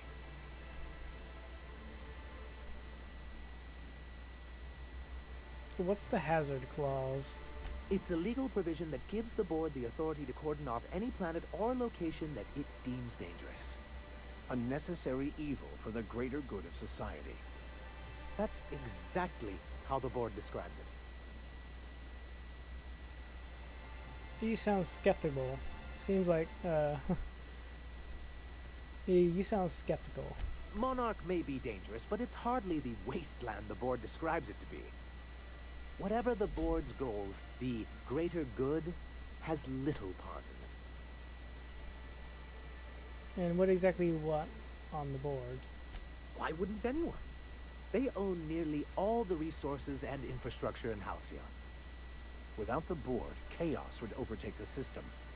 Working within the established order isn't a principle to snub one's nose at, Captain. To be on the board is to be part of the colonial community. Being cut off means slow strangulation.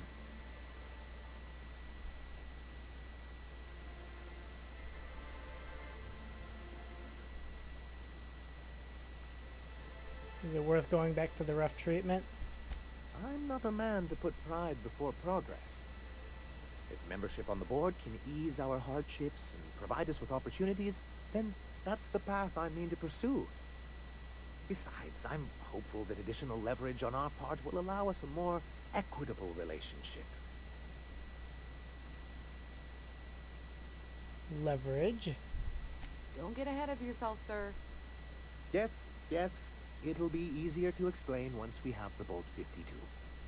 My hope is to maintain the reforms we've managed here, and who knows, perhaps once we're restored we could spread them to other corporations.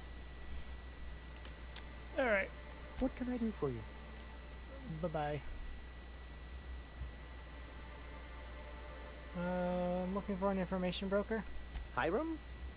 Why, he's probably still out at Devil's Peak. Not that he's had the courtesy to notify me, at any rate. And how do I get there? You'd head south along the road and look for a mountain to the west. Not that I'd advise it. It's a terribly dangerous trek. But if you insist on going, I'd recommend taking a local guide. Nyoka would be a prime candidate. If you can keep her sober. Alright. Bye-bye.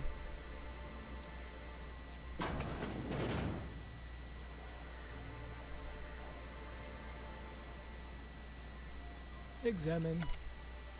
Review guidelines for annual self-review. Select font for annual self-review. Format annual self-review. Schedule time to write annual self-review. Write annual self-review. Tell Celia she's doing an excellent job.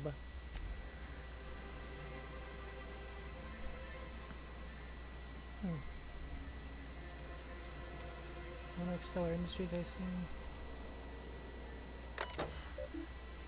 Review data.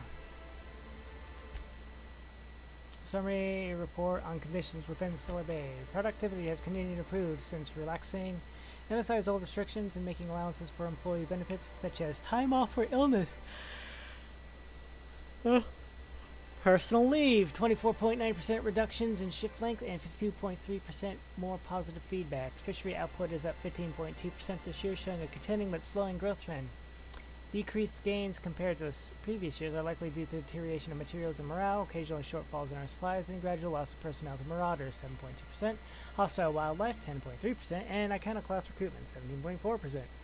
Reconciliation with board remains a long-term goal, but the immediate concern is defending the city from hostile elements. Repair damage to city walls consume approximately 32.8% of our annual budget. The best solution would be an influx of skilled defenders and weaponry, but given the aforementioned factors and their effects on the local population, such as solution remains unlikely. Working slogans. MSI, our profit margins are stellar. MSI salt tuna, 43.28% more nutrient dense than the leading brand. Stellar Bay, a tolerable center of commerce in a hostile and chaotic galaxy. Okay.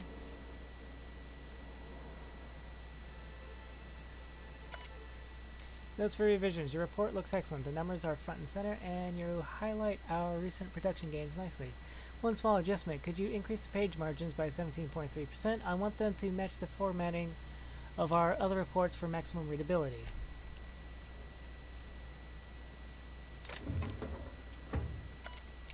Otto, I've been checking your hours and you've been well past due for some time off. Why don't you take a few days? You've spent entirely too much time staring at that terminal. Bonjour. Okay.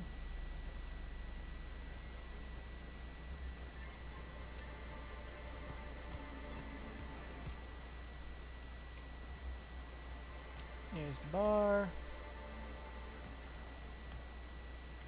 That's probably the alley behind the bar. Grim! Hey dude, I got your poster. Actually, I wonder if I can ask Velma about the poster real quick.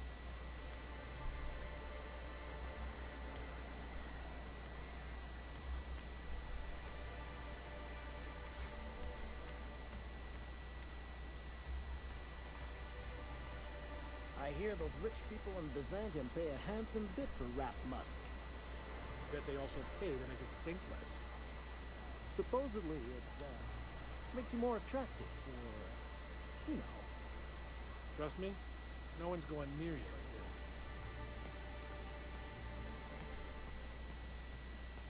Velma, I have a question. I'd give you a friendlier welcome, but I'm up to my elbows in salt tuna guts. Gosh, this old girl's in a rough way. Even old Bess in Edgewater was in better shape than this. Hey, you want to try running a cannery with obsolete machinery? You be my guest. Sorry, ma'am. I wasn't trying to be rude. It's just your flanging apparatus isn't making a strong flange, so your sealer isn't sealing right, and... Oh, I see what you're saying. Huh. I'll have to try that. Anyway, what do you folks need? Nothing, apparently. Apparently nothing. Alright, let's go report in the Grim. Talk to Caleb. See about some guys behind a bar here. And then...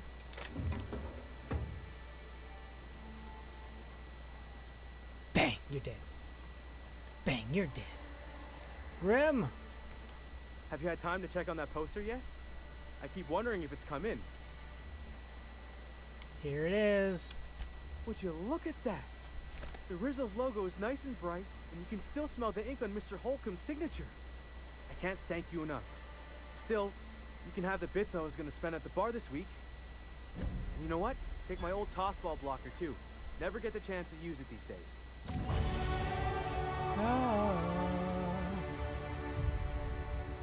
See? I'm smart. I know what I'm doing. I got skills at stuff. Alright.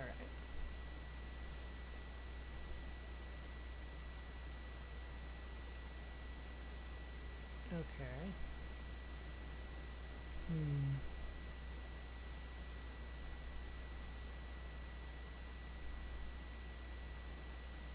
Tinkering lowered by 50%. Engineering.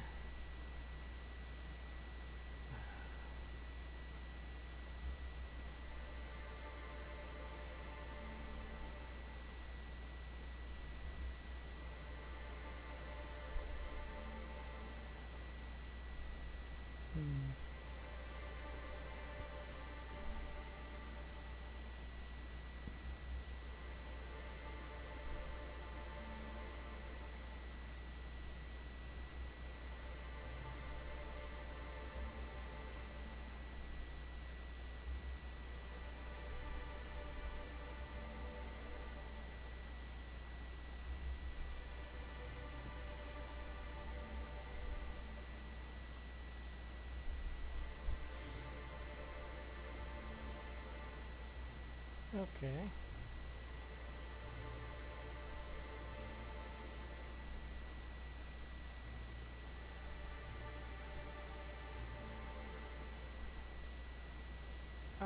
I'll just max this out.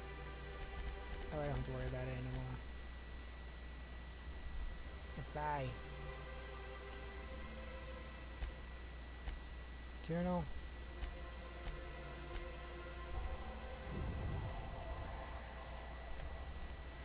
Yeah, that's what I thought. Left the I stand for industries after I saw the little poster that said Monarch Stellar. Pardon, pardon. Going Hey, upstairs. Mr. Vicar, do you ever get a little bit homesick for Edgewater? For that ocean stink? No, I do not.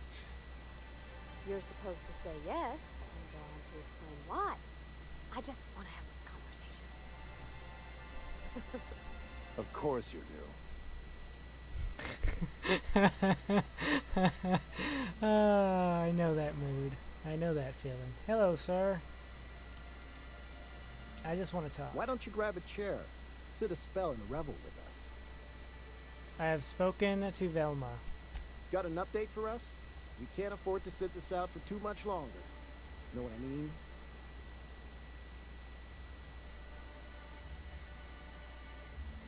You've got your pay raise. How'd you manage that? Wait, never mind. If I question it, it'll turn out not to be true. Besides, I never follow how you got Velma to part ways with a bit card of her own accord. As agreed, here's your compensation. Ain't a lot, but I hope it shows how much we appreciate all you've done.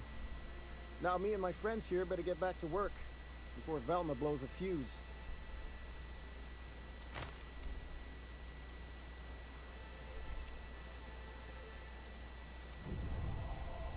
Yeah.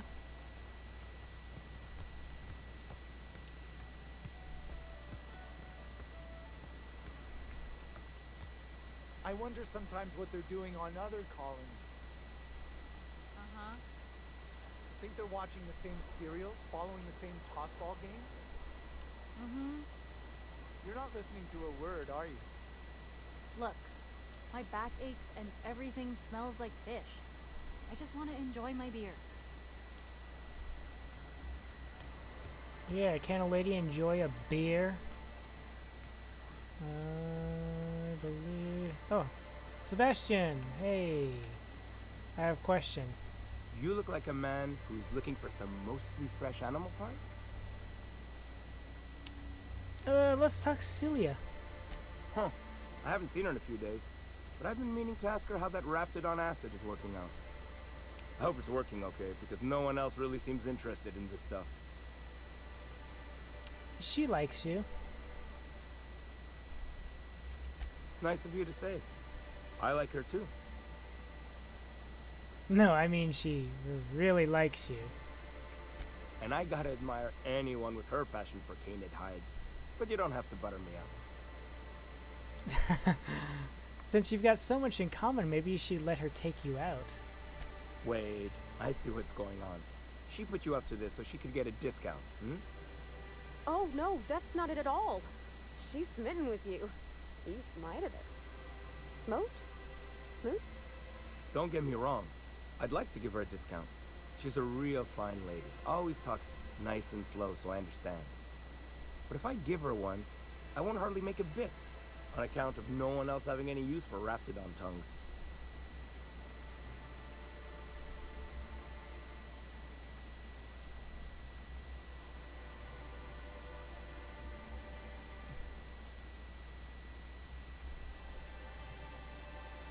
She doesn't want a discount, she's attracted to you. Nuh-uh. A lot of people think I'm not too bright, but you're not fooling me. I know she can't get these goods anywhere else.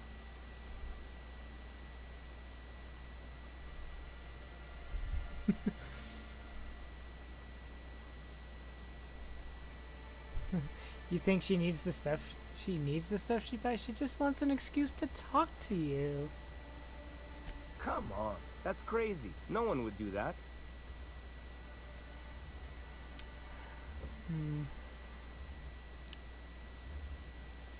Alright, forget this. I'll be back.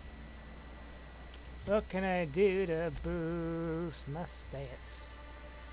I needed a 35 where am I currently at? I'm sitting at 28, so I need to increase it by 7 points. Do I have any sort of foods or items that'll boost me up 7 points?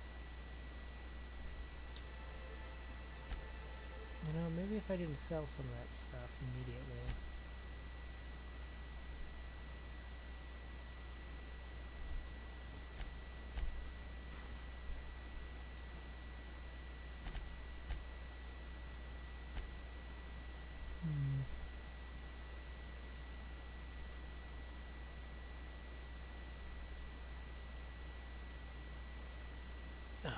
You're just dead. Wait, somebody gave me a beer when I showed up.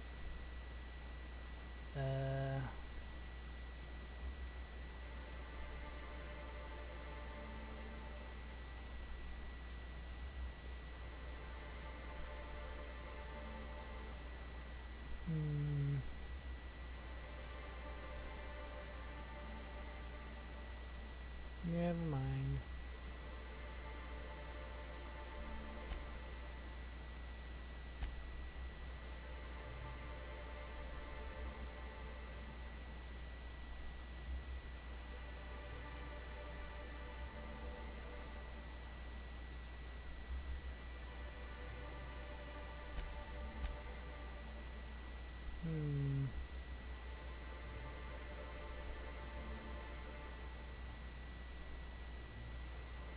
That's handy to know.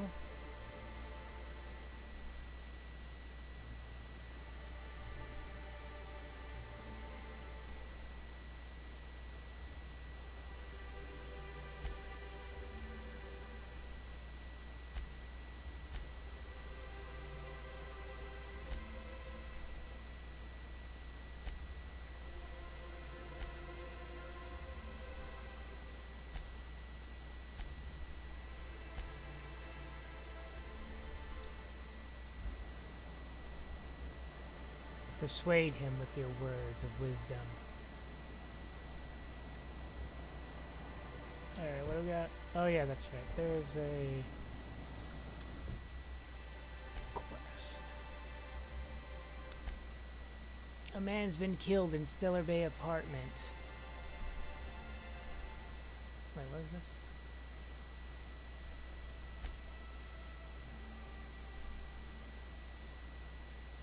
Oh yeah.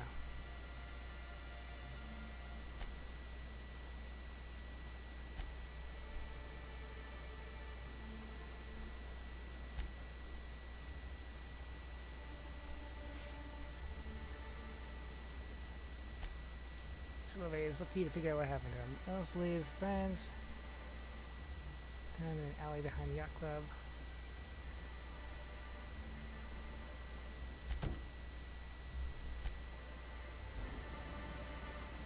Oh, that alley over there. You don't seem to like traveling with us much.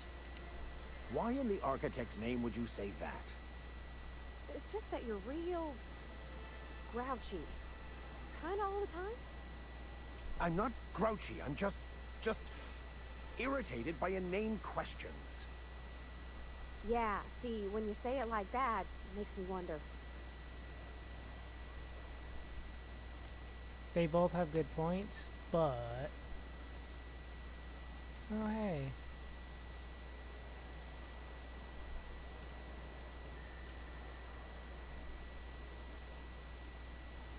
Hey, folks. Berta, Thug, Elijah. Who the fuck are you? This ain't your alley. Carry on. Oh, hilarious. Hello. Hey, what are you doing here? This is our secret alley. Berta already pissed by those crates to market. I know you murdered Isaac. Listen, that purple-toothed twerp had it coming. Not that anyone has proof. And not that it's any of your business.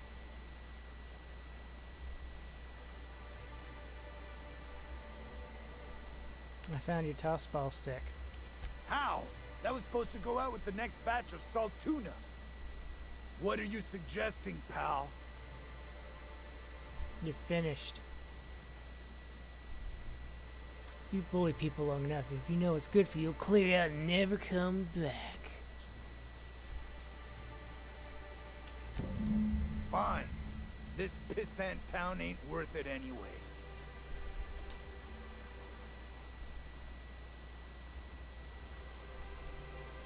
Good, they're leaving.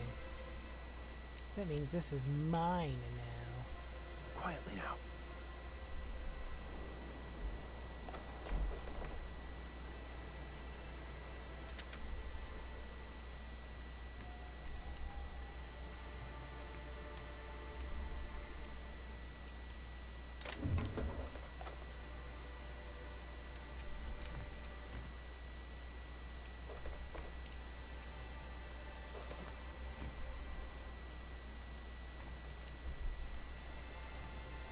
Yay, that's for people that didn't have to suffer a fate worse than death. Extermination. With a bullet. Like that. Hello, I have questions. Now, if we were like the other corporations, you wouldn't be allowed to run around dressed like one of Graham's minions. Who's Graham? But we're better than that. See? Anyway, what can I do for you? Isaac Ross is dead. Found people who killed him. But that's terrible. What happened? It was Elijah. I ran them out. I'm glad to hear you've dealt with them. They've been causing quite a bit of trouble around town. I've been consumed with other matters of late, but I would have dealt with them. Eventually. Maybe. Of course you would have. Of course I would have. Still, your intervention in the matter is much appreciated. Please consider this payment for your services. Thank you.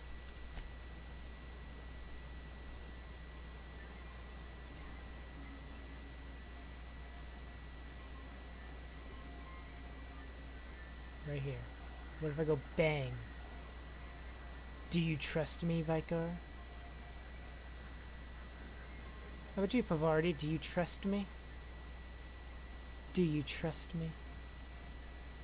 Good choice. Alright,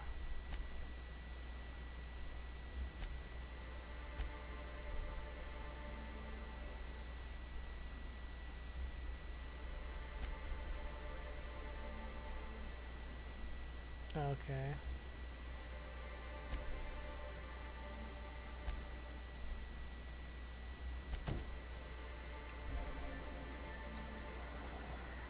Were you really in jail, Mr. Max?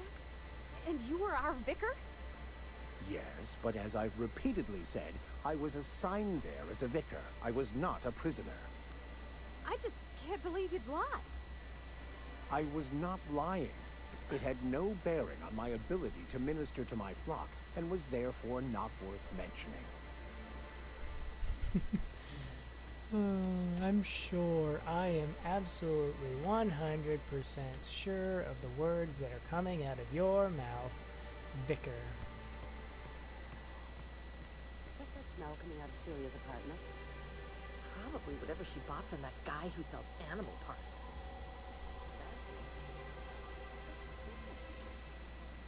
Oh, it is up there.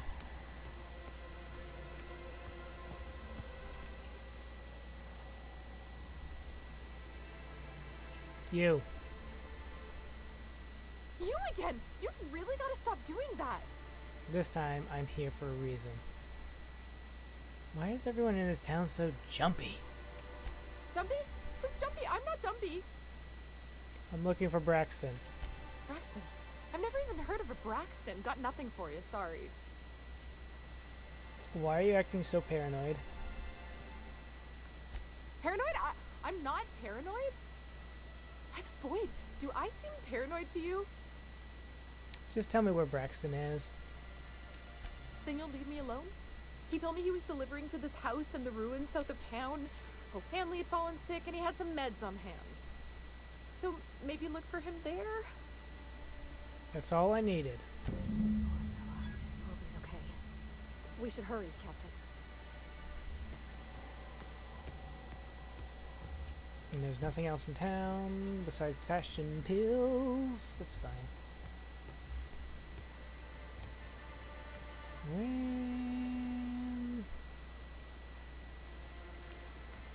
Was it this way?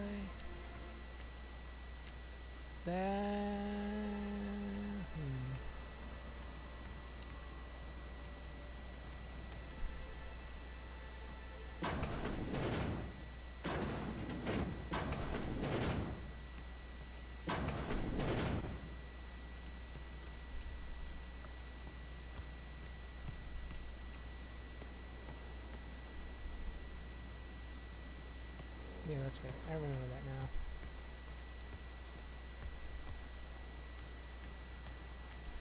Velma seem out of sorts to you? I've heard that one. No.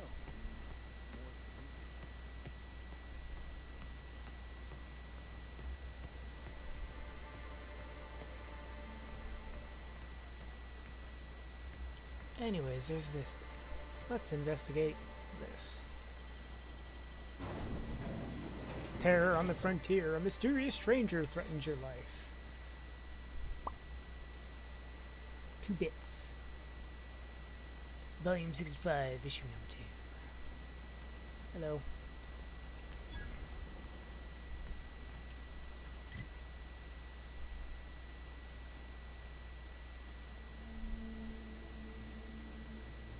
No, actually, this is pretty decently huge.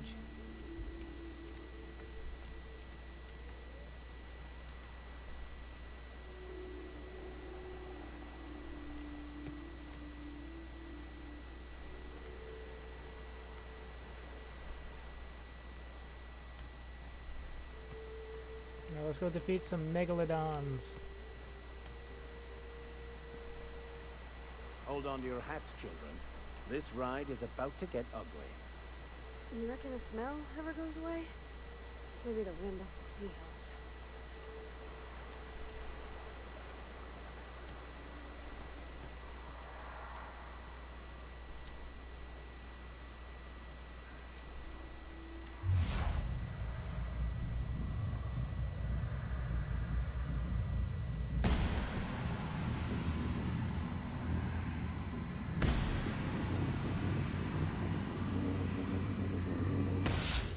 Try me.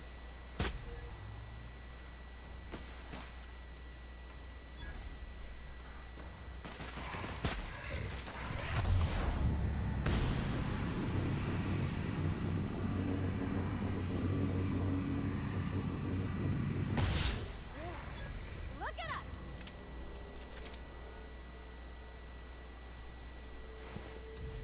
Yeah, look at us. We're so amazing.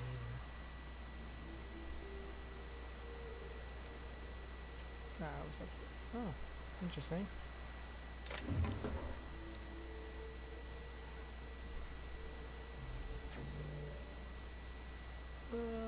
Fallbrook is that away, Amber Heights is that away, Stellar Bay is behind me, and Cascadia is over to the right.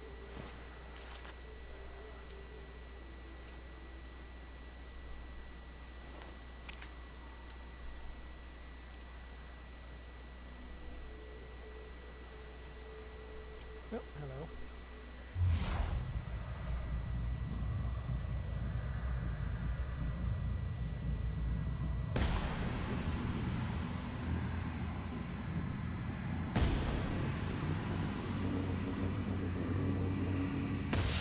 Lot of fight on our hands.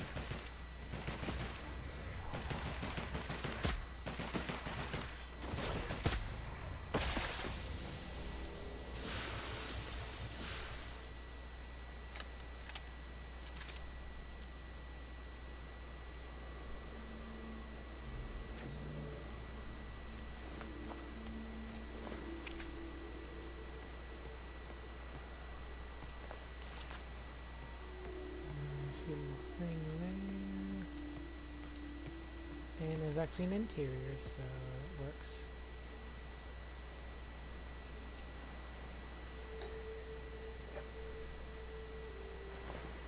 You're dead.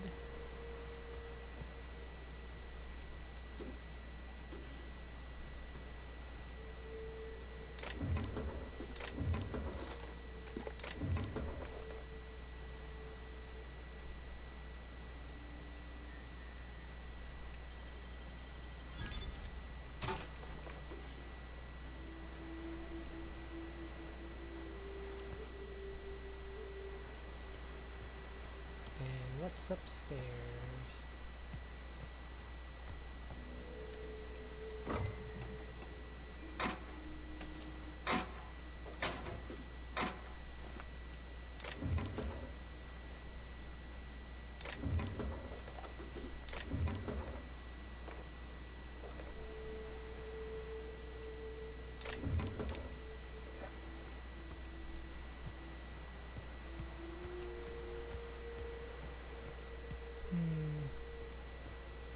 That's got an interior as well.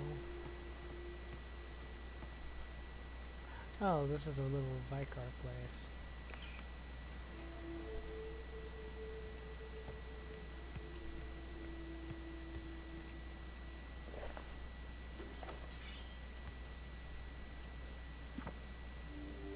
Got more books for you, sir.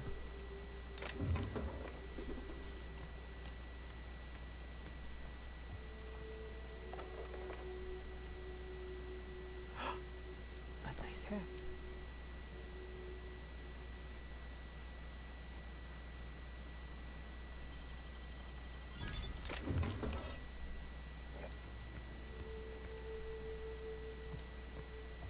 And over this side, we got another shot, some ammo, and more lockpicking stuff.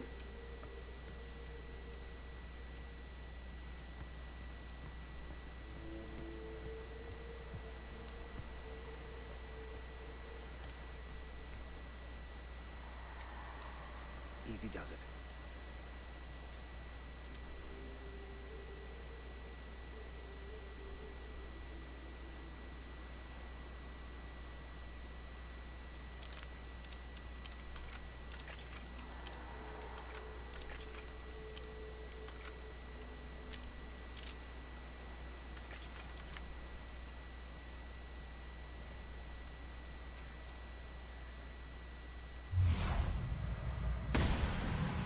Oh, that was his butt?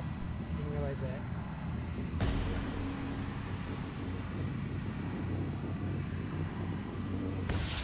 Ready destined to die!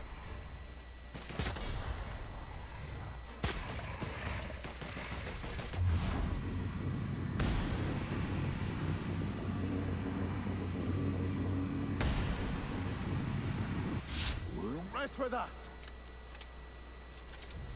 I wonder what secrets these ruins contain. I wonder who used to live here. Do you suppose anyone remembers anymore?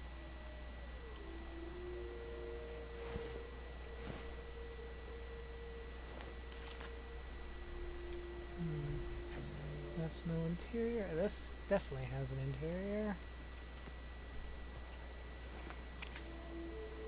An interior that only goes about this far, apparently.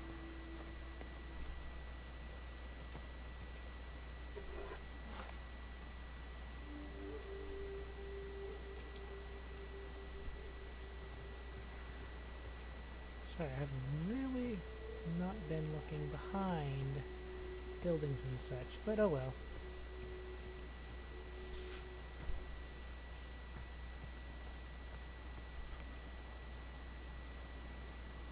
Oh, hello.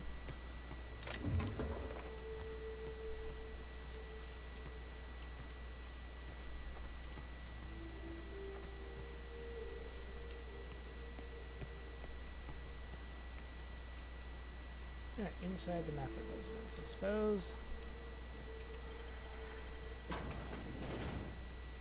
Titus and didn't even really get very far on that. Well, this is pretty nice still looking. Nice little game of sorry going on here.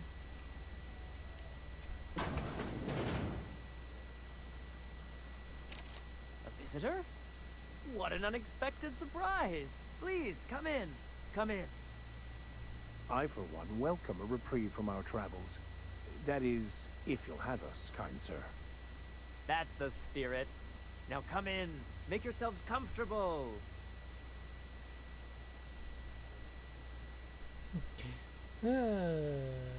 Suppose I came by here, Mr. Braxton. I'm afraid we don't get many visitors out here. The Raptidons and Marauders scare off all but the boldest. And if you've braved them, you must be exhausted. Why don't you stay for dinner? Sure you haven't seen him? I heard he was delivering medicine to you. I'm sure I would remember something like that. Now, quit fretting yourself about that. Make yourself at home. Dinner's almost ready.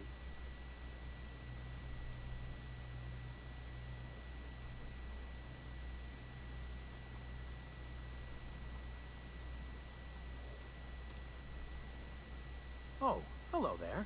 You come for dinner? I'm looking for a man named Braxton. Sorry, I'm not real good with, names. Is something wrong? It just gets hard to remember things. I recall moments, feelings, but the details slip. I felt like that after my dad passed. Walked around in a haze for weeks. I'm sorry you're feeling that way, too. Other times, it's like there's fog. Sorry, have we talked about this before?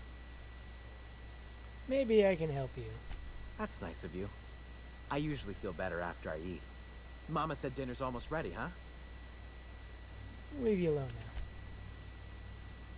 now. Your mama. What a pleasant surprise. And just when I was beginning to fear we'd seen the last of good company for a spell. Yet the Eternal provides, does it not? Only if you give yourself over to the plan, Martha. May I call you Martha? By all means, just make yourself comfortable. Company is always a reason for cheer.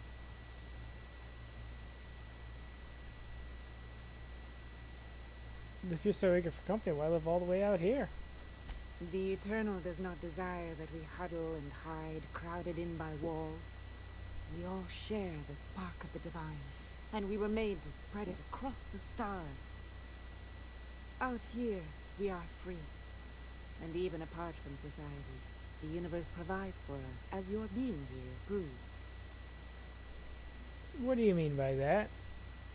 Just that your presence here is a gift to us, and one that we don't take for granted. Look at me, rattling on as if this gravy is going to cook itself. Why don't you run along until we are ready for dinner?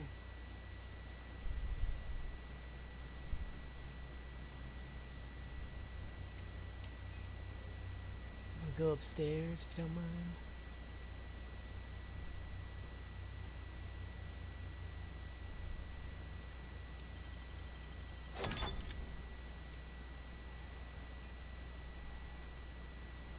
Hello. Oh, hi there. Did you come to bring us more of those rocket candies? Sure, I brought some candies. That's wonderful. There was this other man who used to bring them. Not anymore, though.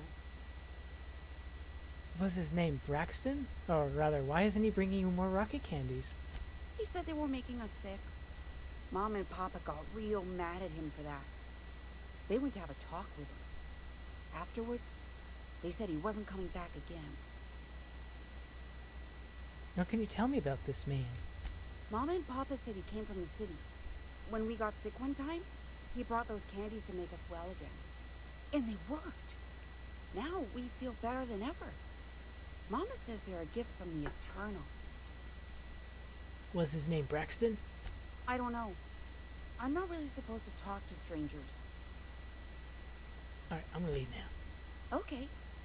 Maybe I'll see you at dinner. We wouldn't want to intrude.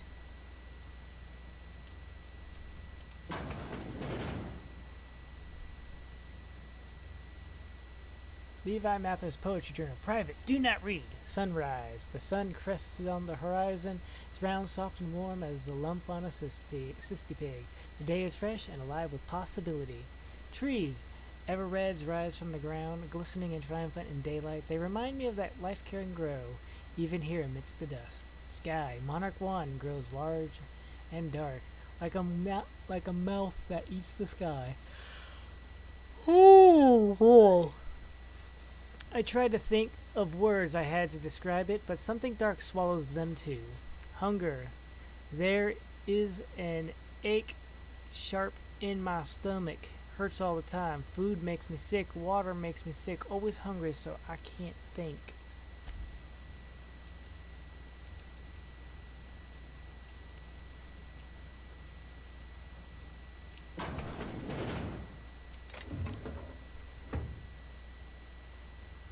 Hey, what are you doing in my room?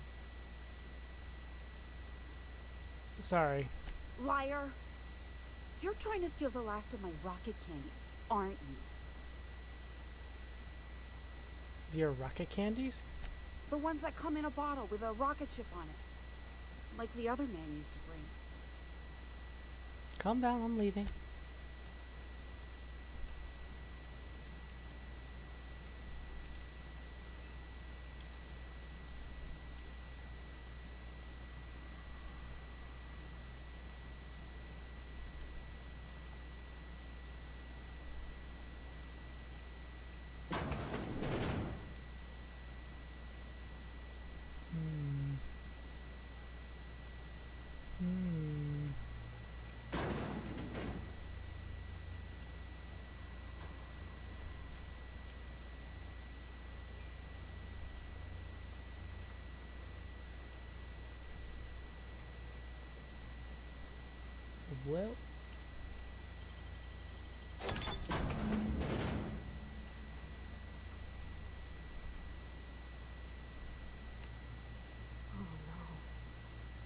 No. It is unnatural, an affront to the grand plan.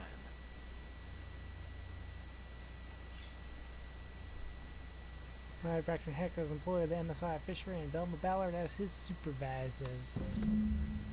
Name, Braxton Haggard. Supervisor, Velma Ballard. Position, Chief Health Manager. If lost, please return to Velma or current Supervisor, Stella Bay.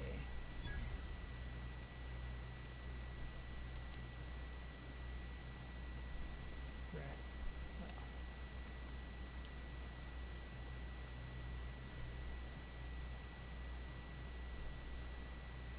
She's not there anymore.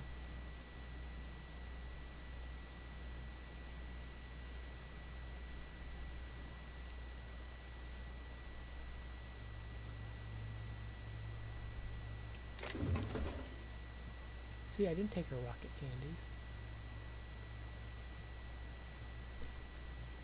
Oh, I can just walk right through her. That's cool.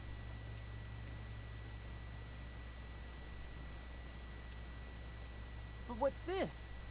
You're tracking blood into the kitchen. Oh dear. You've been nosy, haven't you? Yeah, it's one of my better qualities. How very rude. Time to teach you some manners. Nope. Nope.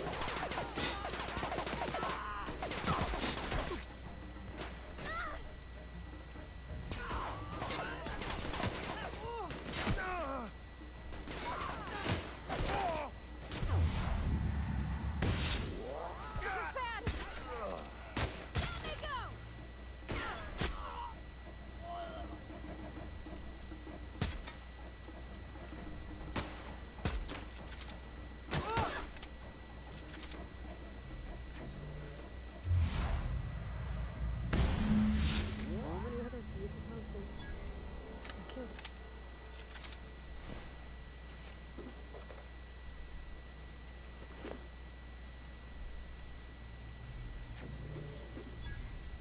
Oh, hello, Viker. Welcome back.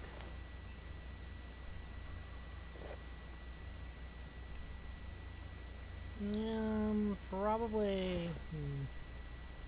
Who knows?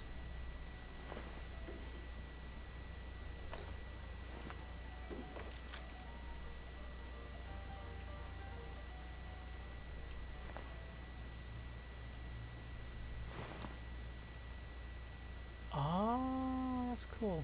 Okay.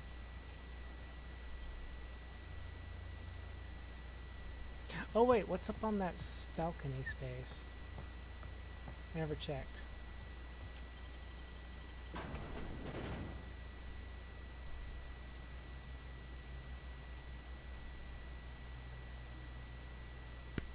Boop boop boop boop boop ba da da da ba doop boop boop ba doo.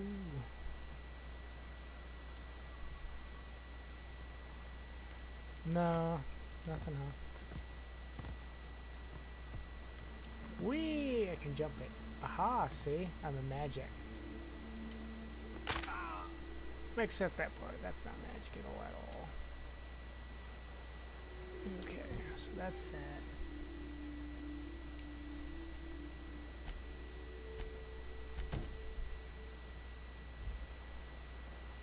That's that way.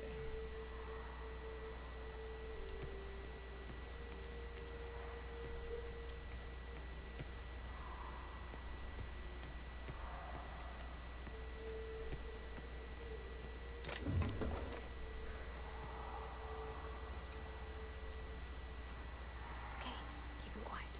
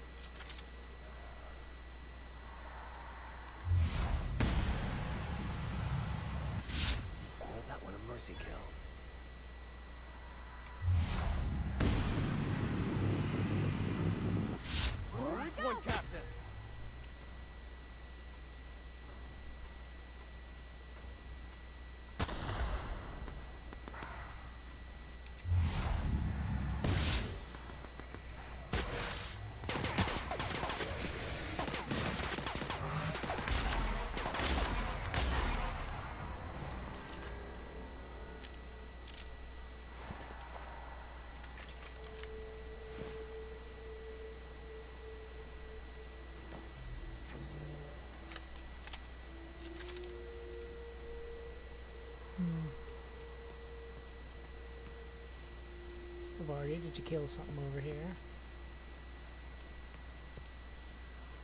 Well, it seems that if he did, its body fell into the abyss.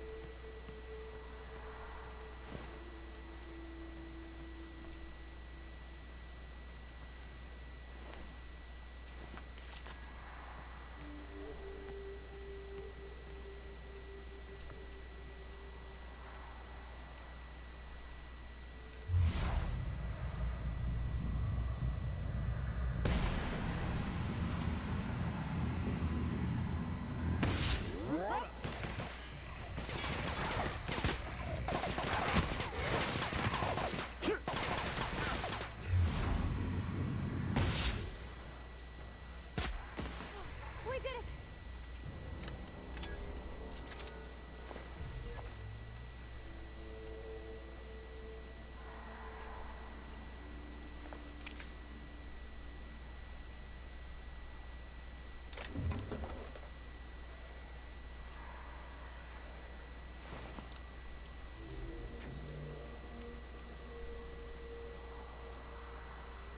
Nice hit! Here we go!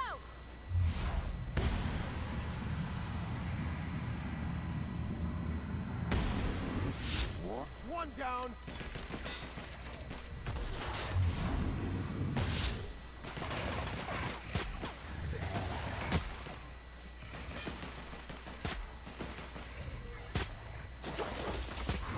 Don't mess with me.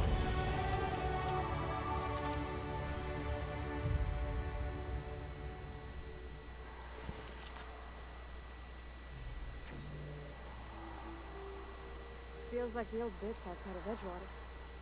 Used up, unneeded, left to settle into ruin. I believe this place has seen better days.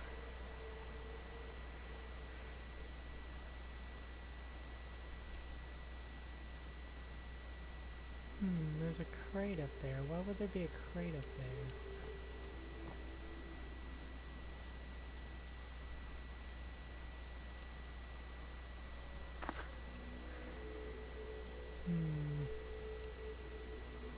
And then there was this locked door here. Oh, it's the arms building. Did I ever check this box here? Either I did, or it was empty.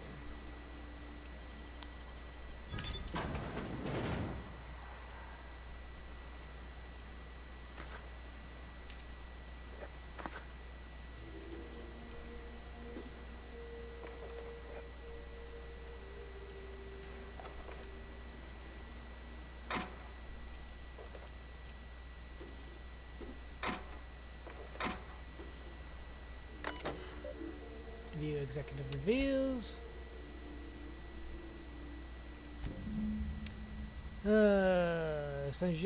Sanjar has a bad habit of padding his reports with numbers and statistics, not very good with slogans, jingles, and/or taglines. Presentations tend to be dry and lacking in emotional appeal and funny references. Sanjar also displays a noted tendency to complete work rather than delegating it, a trend unbecoming in upper management. All in all, Sanjar's work habits suggest a preoccupation with details and a startling lack of vision.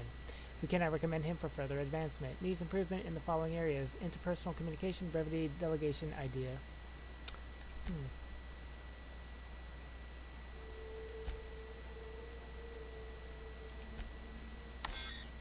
Accessing... Oh... For Graham Bryant. Graham's understanding of product messaging and brandishing is impressive, especially for a relatively low-level editor. Has a knack for memorable slogans and taglines. However, Graham has issues with brevity and shows consistent disregard for prescribed fonts and formats. Some of his work has been flagged for subversive undertones. Recommend further supervision. Dora Erkinson. Dora shows a real knack for brief but compelling presentations supported by catchy slogans. Her delegation skills are also top-notch. She can build a lengthy meeting around any topic and emerge with plenty of work assigned. Recommend for promotion. Deleting all. Deleting files, deleting all references to indices, deleting record of deletion. All files have been deleted. Thank you. Bye-bye.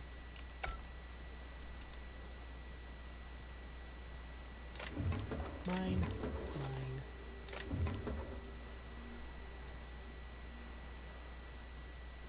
Mine. Mine.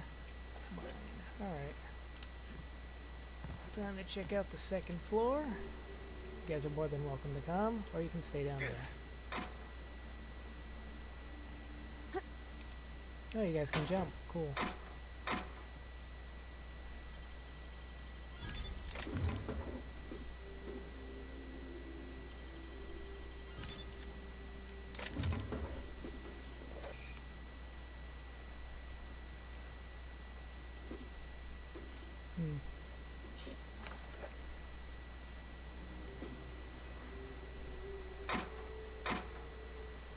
Revamped power helmet. Looks sturdy, but it smells. Hello? Hello? I hear boots out there. Wait, can I ask for boots?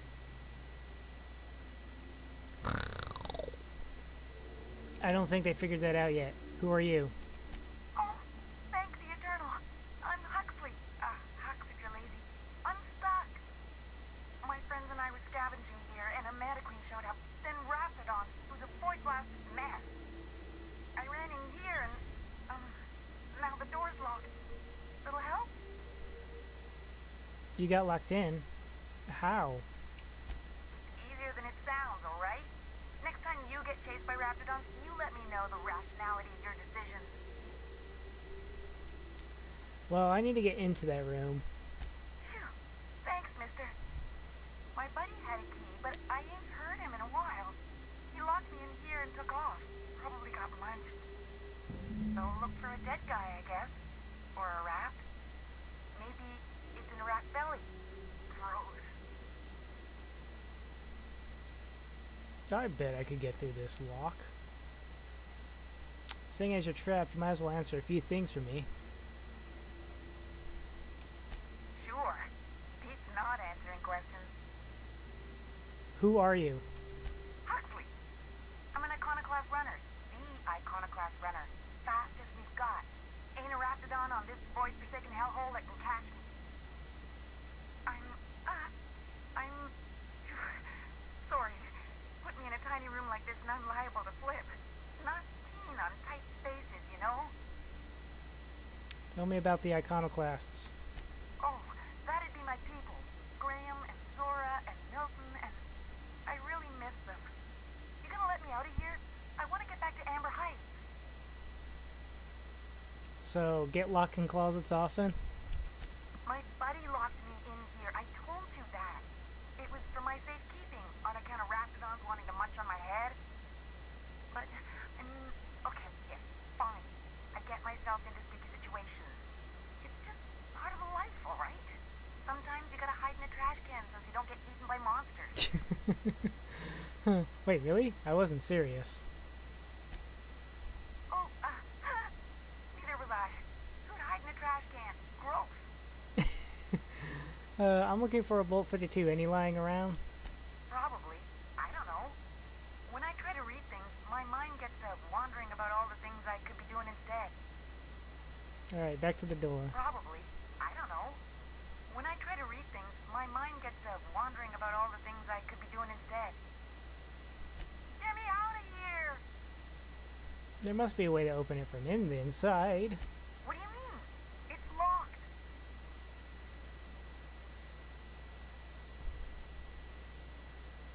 Okay, let's try to handle. Turn it upward and... Wait, upward? Oh my eternal soul, it worked! Ah, phew. Thank you so much. It was getting all stuffy in there, and I was getting a mite lightheaded, and I think maybe I was gonna die. Now I'm out here, and I'm headed back to Amber Heights. You sure you're okay to travel? Oh, sure, I'm a runner. I'm used to getting all dizzy, and hey, who is your identical, slightly blurry friend? Normally when you help someone, they give you something for their trouble. What? I ain't got nothing on me. How's about a heaping helping of appreciation and respect? Sure. Give me something or I'm stuffing you back in there. I can't buy ammo with appreciation and respect. Learn a good word and blah blah blah. Can do. Good luck. Thanks a lot, mister. You wanted her dead, didn't you?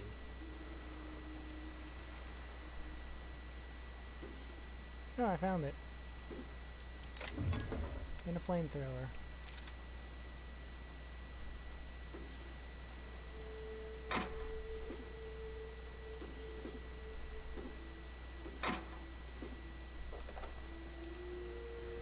Alright guys, let's talk weaponry. Supper time.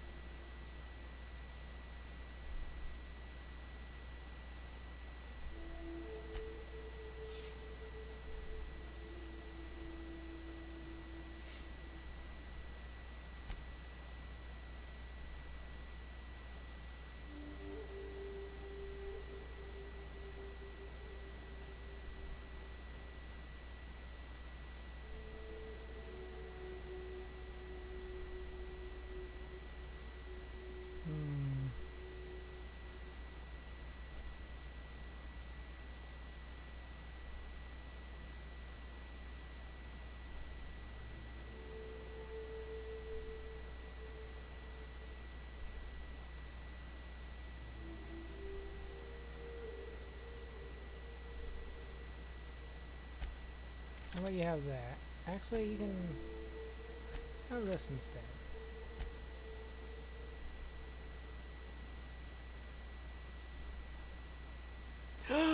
Persuade!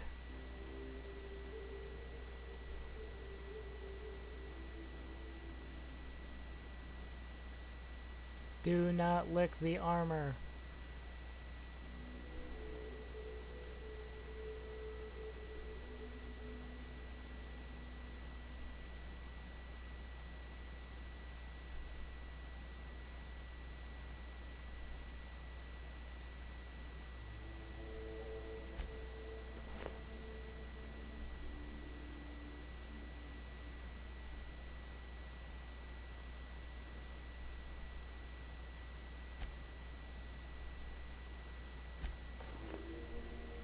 Vicar.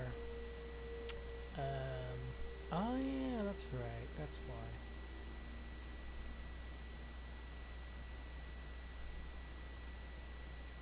And I could upgrade that, couldn't I? 30, 34, 480. How about you have a flamethrower instead?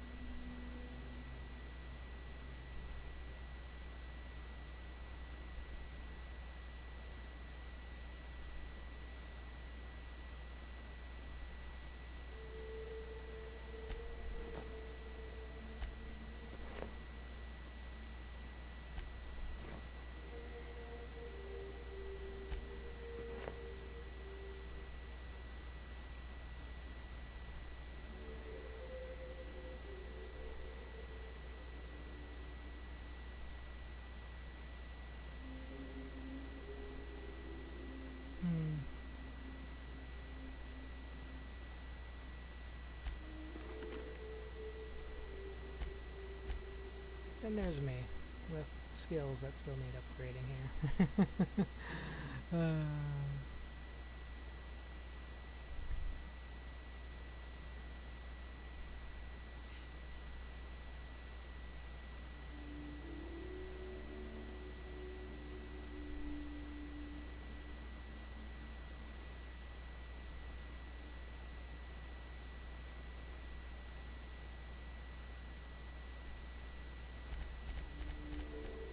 There we go, all done. Now I can work on something else.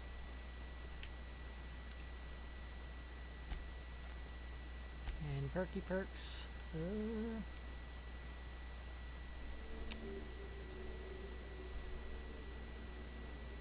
1, 2, 3, 4, 5, 6, 7, 8, 9.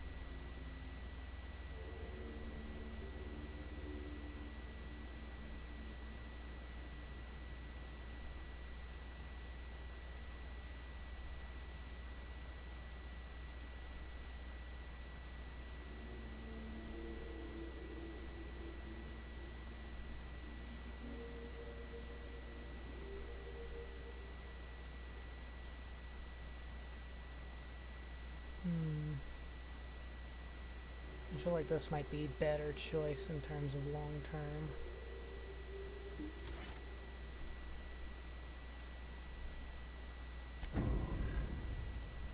Now suddenly I don't have as much weight on me anymore.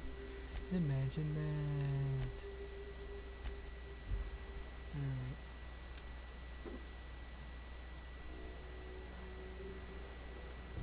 Alright, I think that's really it. I just gotta go back to the fishery, tell them about that. Got that. Yeah, the family matter. Let's go deal with the family matter, okay?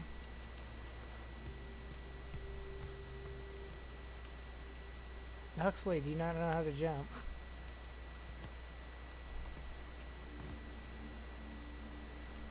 And then she disappeared into the void.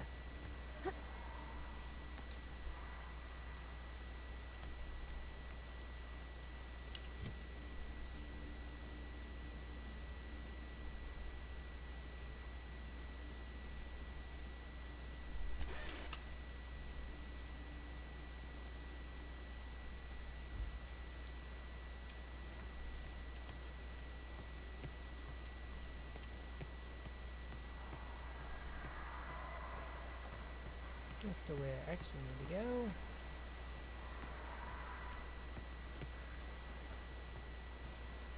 Wait, why is this floating in the middle of the air?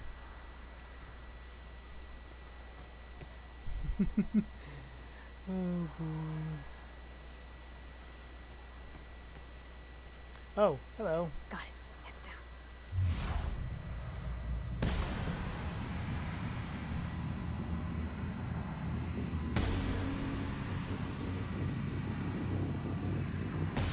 Would like to die first. Nice one.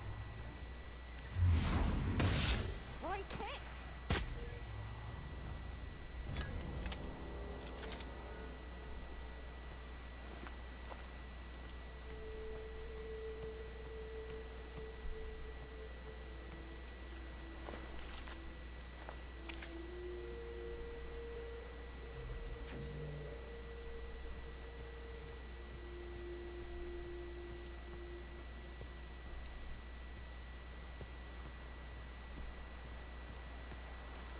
What's down here? Any secrets to be had? Any secrets to be shared?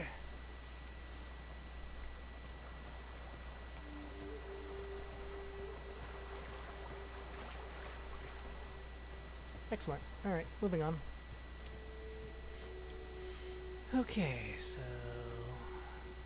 On the backside here... See, this looks like a place that would be a place to investigate, you know? Look how big it is and all that jazz. It's got stairs and everything on the roof.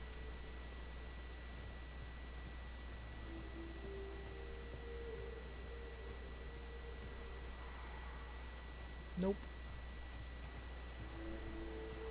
Oh wait, what's this? There's stairs over here. Did I look at these and did not follow through?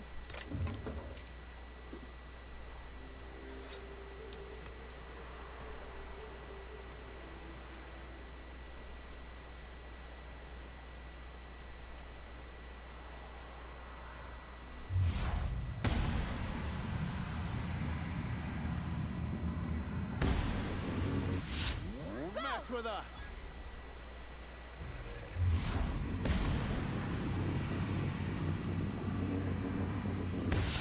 Here we go.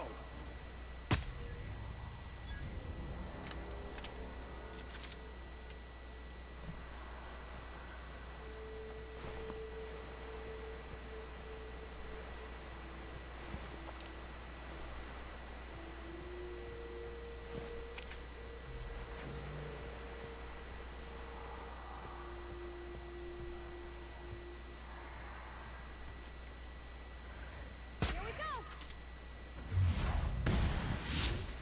Work, Captain. Oh, I didn't see everybody else. Everyone all right?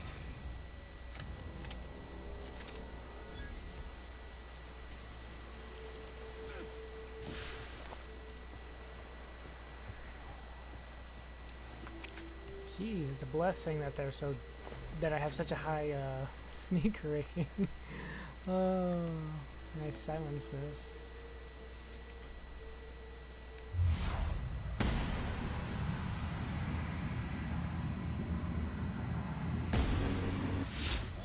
Just that good. Oh, did I not see this box? I did not.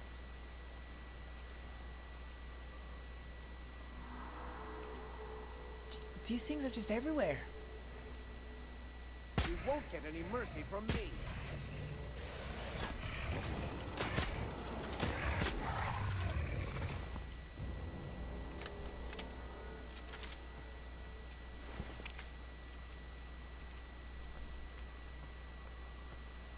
Jeez, and all I did was walk around in a circle. I'll grab this guy's key now.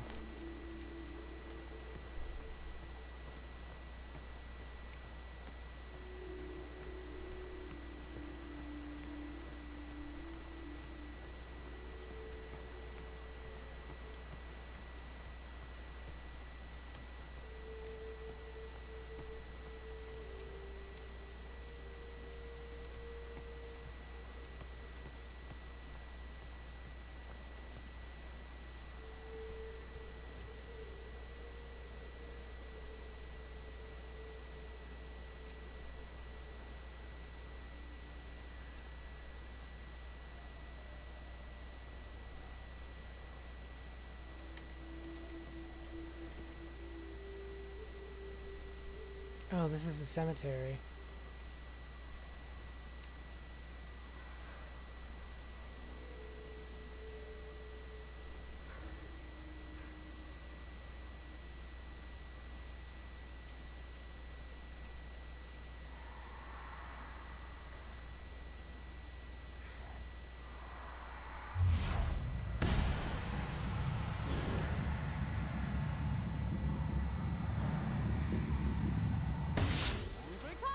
Fine hit, Captain.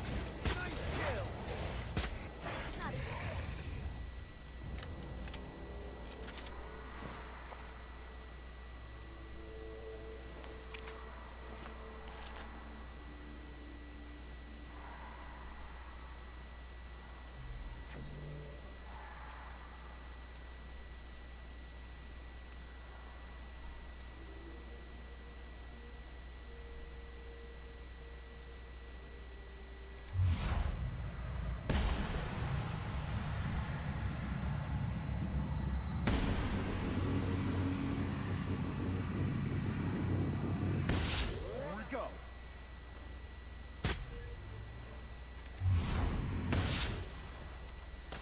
Issue.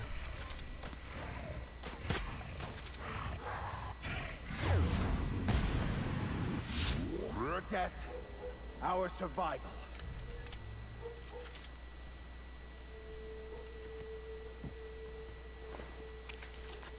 Yeah, let's go claim the loot.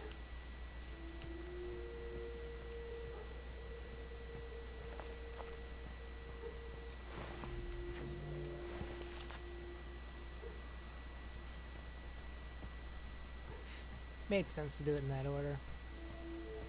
Smaller spitter dudes probably had less health than the beefy man.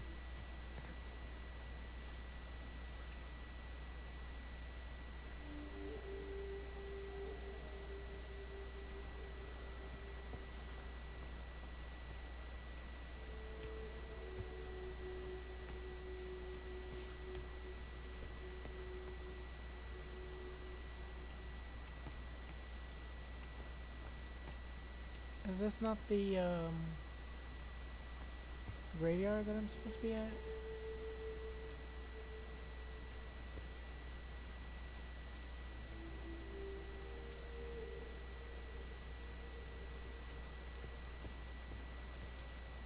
Jingle jingle. Jingle jingle. Alright,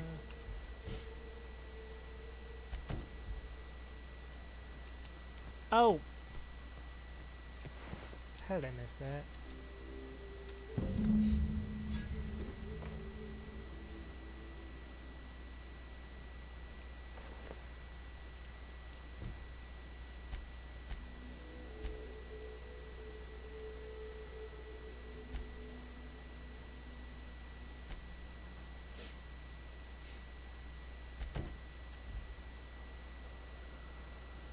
Oh, that's over there. Mr. Pickett.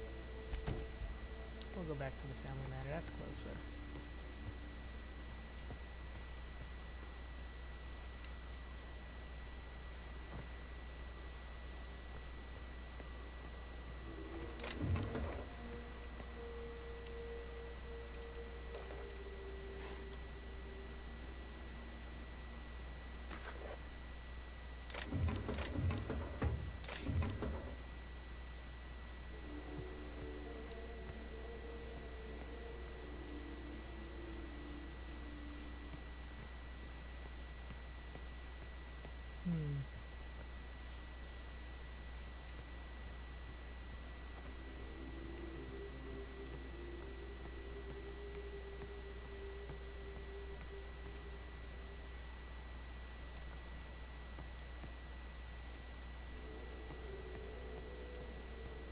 This has been pretty beat up.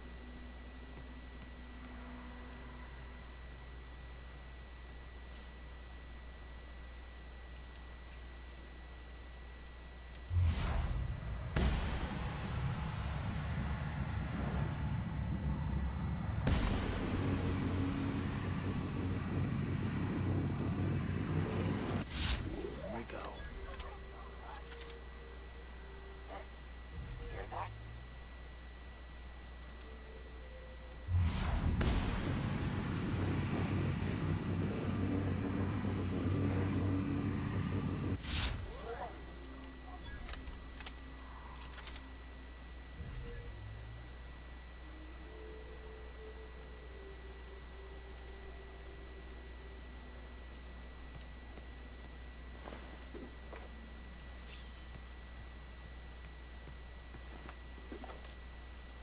See, even he has a flamethrower.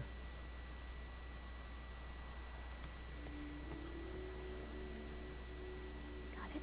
Inside voices.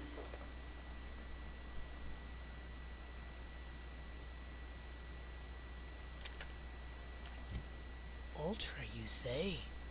Ultra? 204, level 17. Mine is level 18.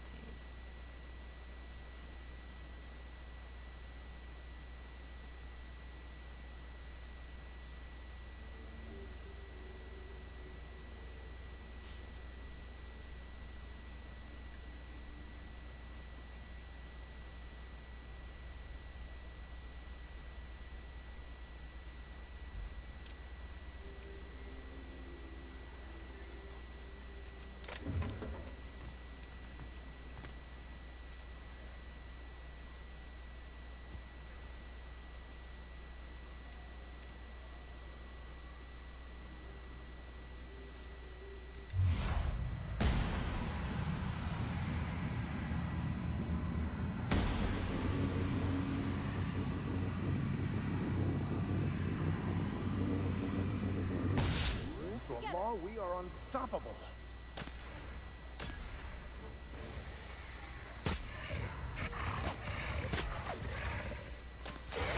last of them.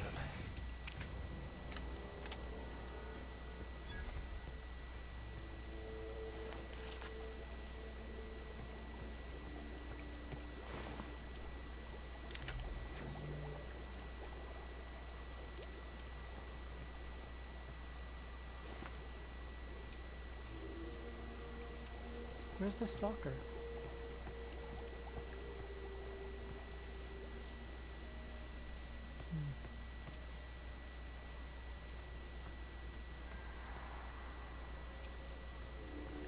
What's over here? Is this just the bottomless pit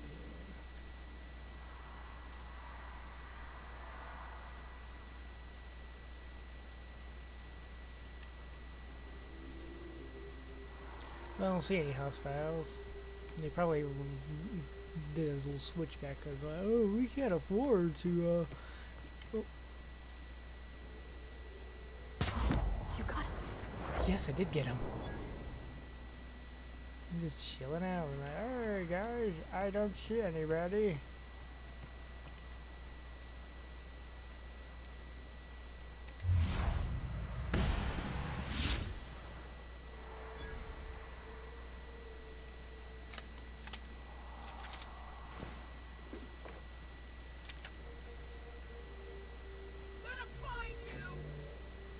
Incoming!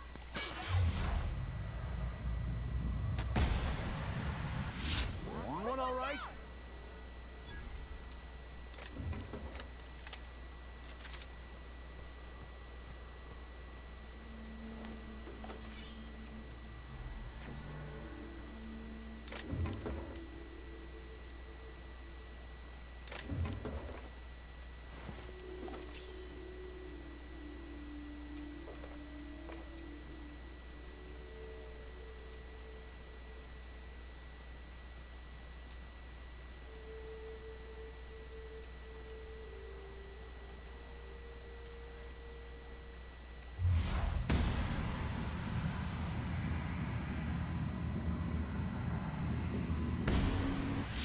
Here we go. Not even a scratch.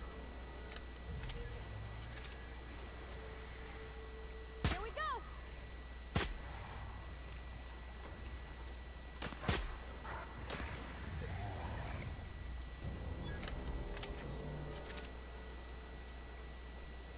Oh, there's a body over there too.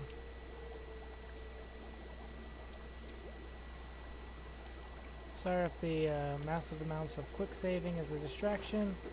I've just kind of learned that if I don't save, I die, and then I have to redo a whole bunch of stuff.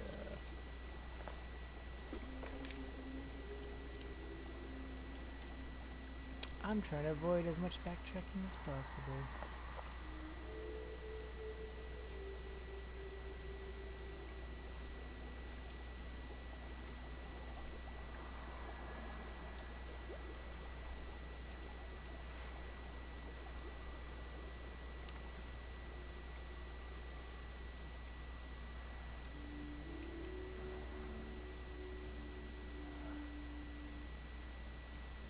I hear creature. I don't see creature. Oh, hello.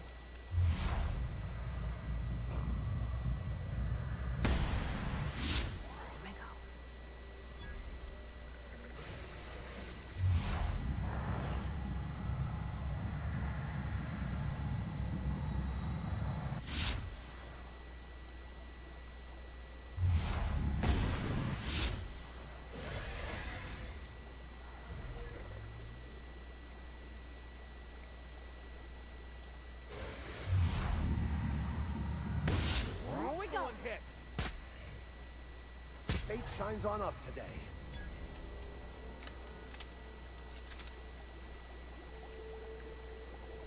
Because they're definitely using the flora to their advantage.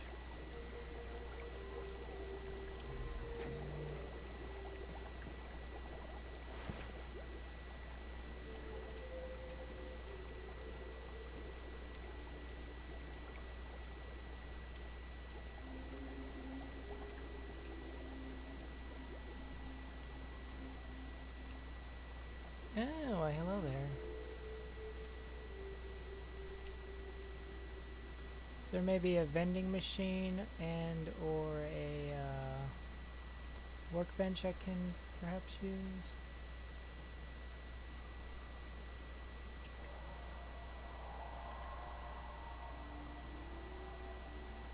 I see a vending machine.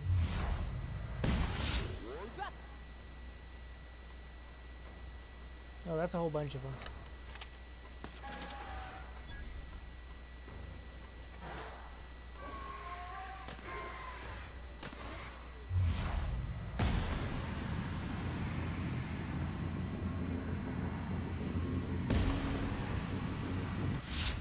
One's done for. Wow! Great work!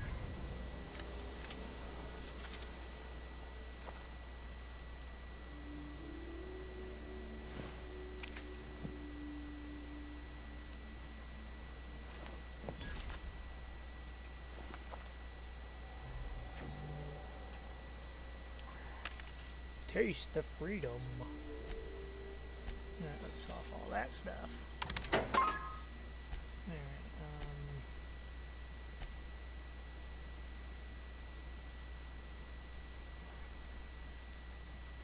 so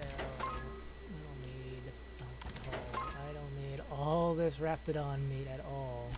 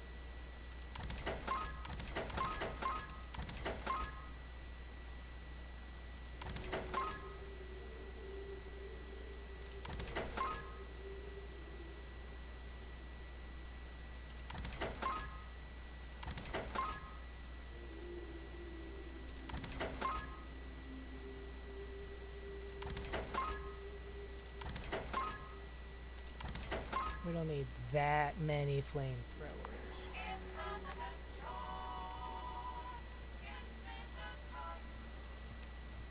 That's right, I can run now. I can sprint again. Yay! Alright, we'll investigate this place here.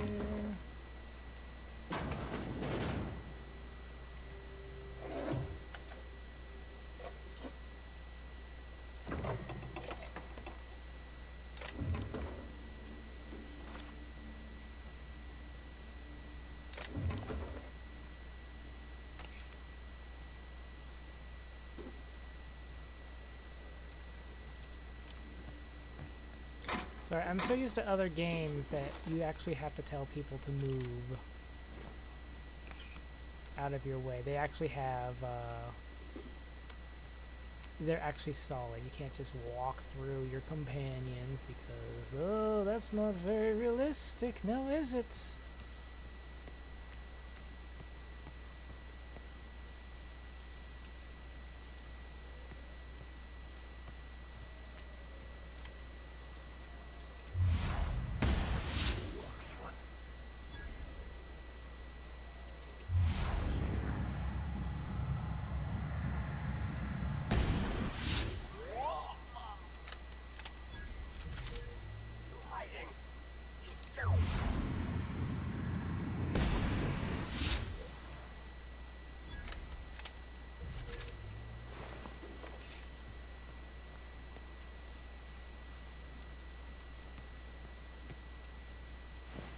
I see your body here.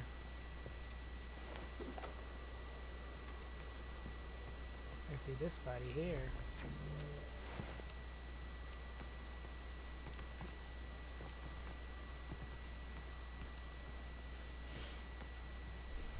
See, loops back around this way.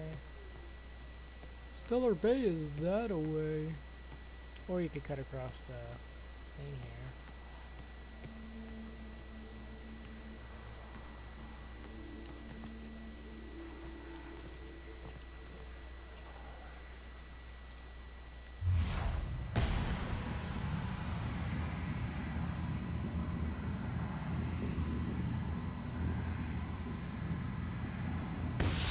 Here we go!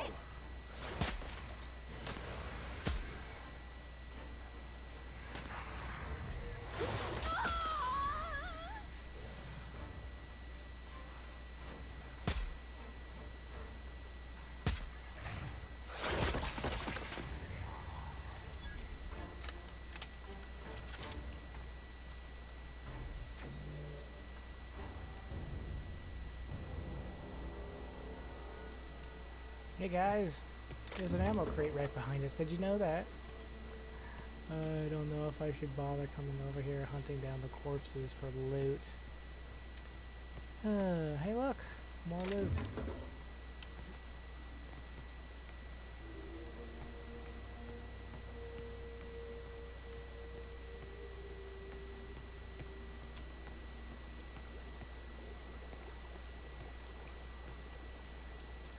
Understood. I'll keep my head down.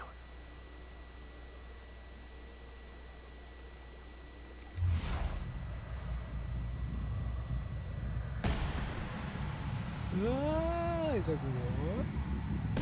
Whoa!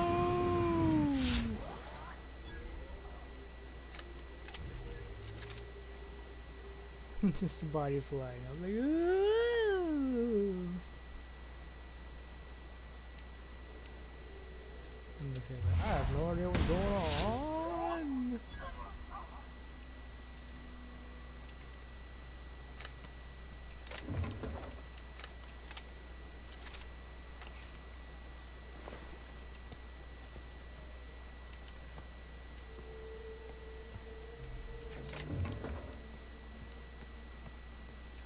Here's the lookout who didn't look out for anything. Where's the guy who bounced? Where's the... Oh, he's... he bounced on top of the crate. I guess this is iconoclast flags.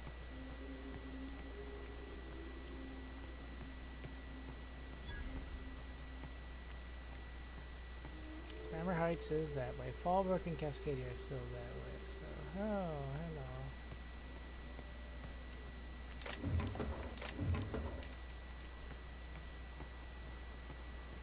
Howdy, howdy, howdy.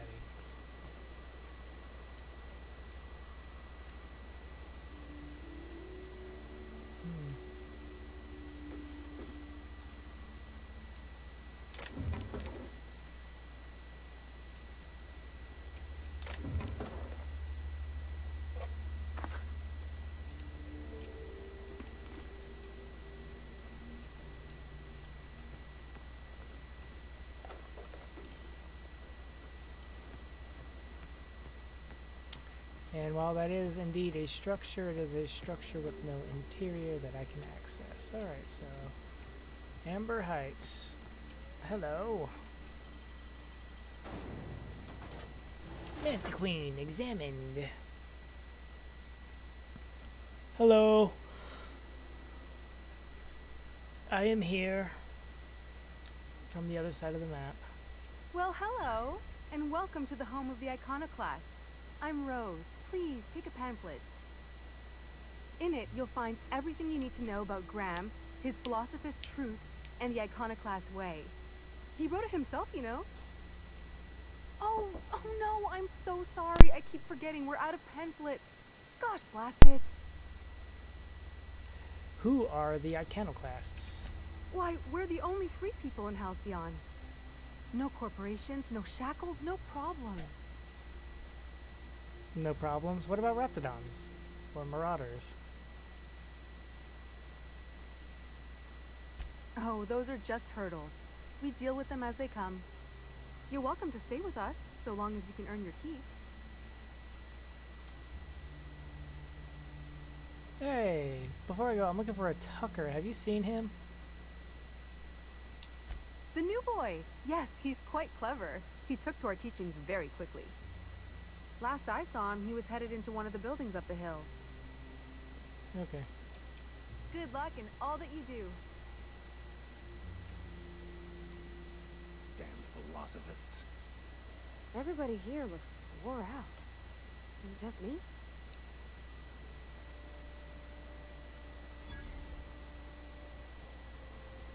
Wait, you do have a vending machine.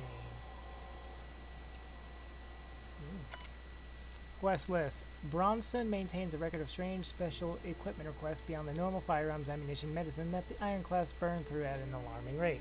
More of his list is crossed out, but a few items you haven't yet fulfilled. Zora Force Melt Bright Gel may not actually exist. Graham Dissident Hunter number 17. Huxley Anti-Cleo Wrapped Begone also may not actually exist. Any book on terminal repair. Carl. Primal glue adhesives. Okay.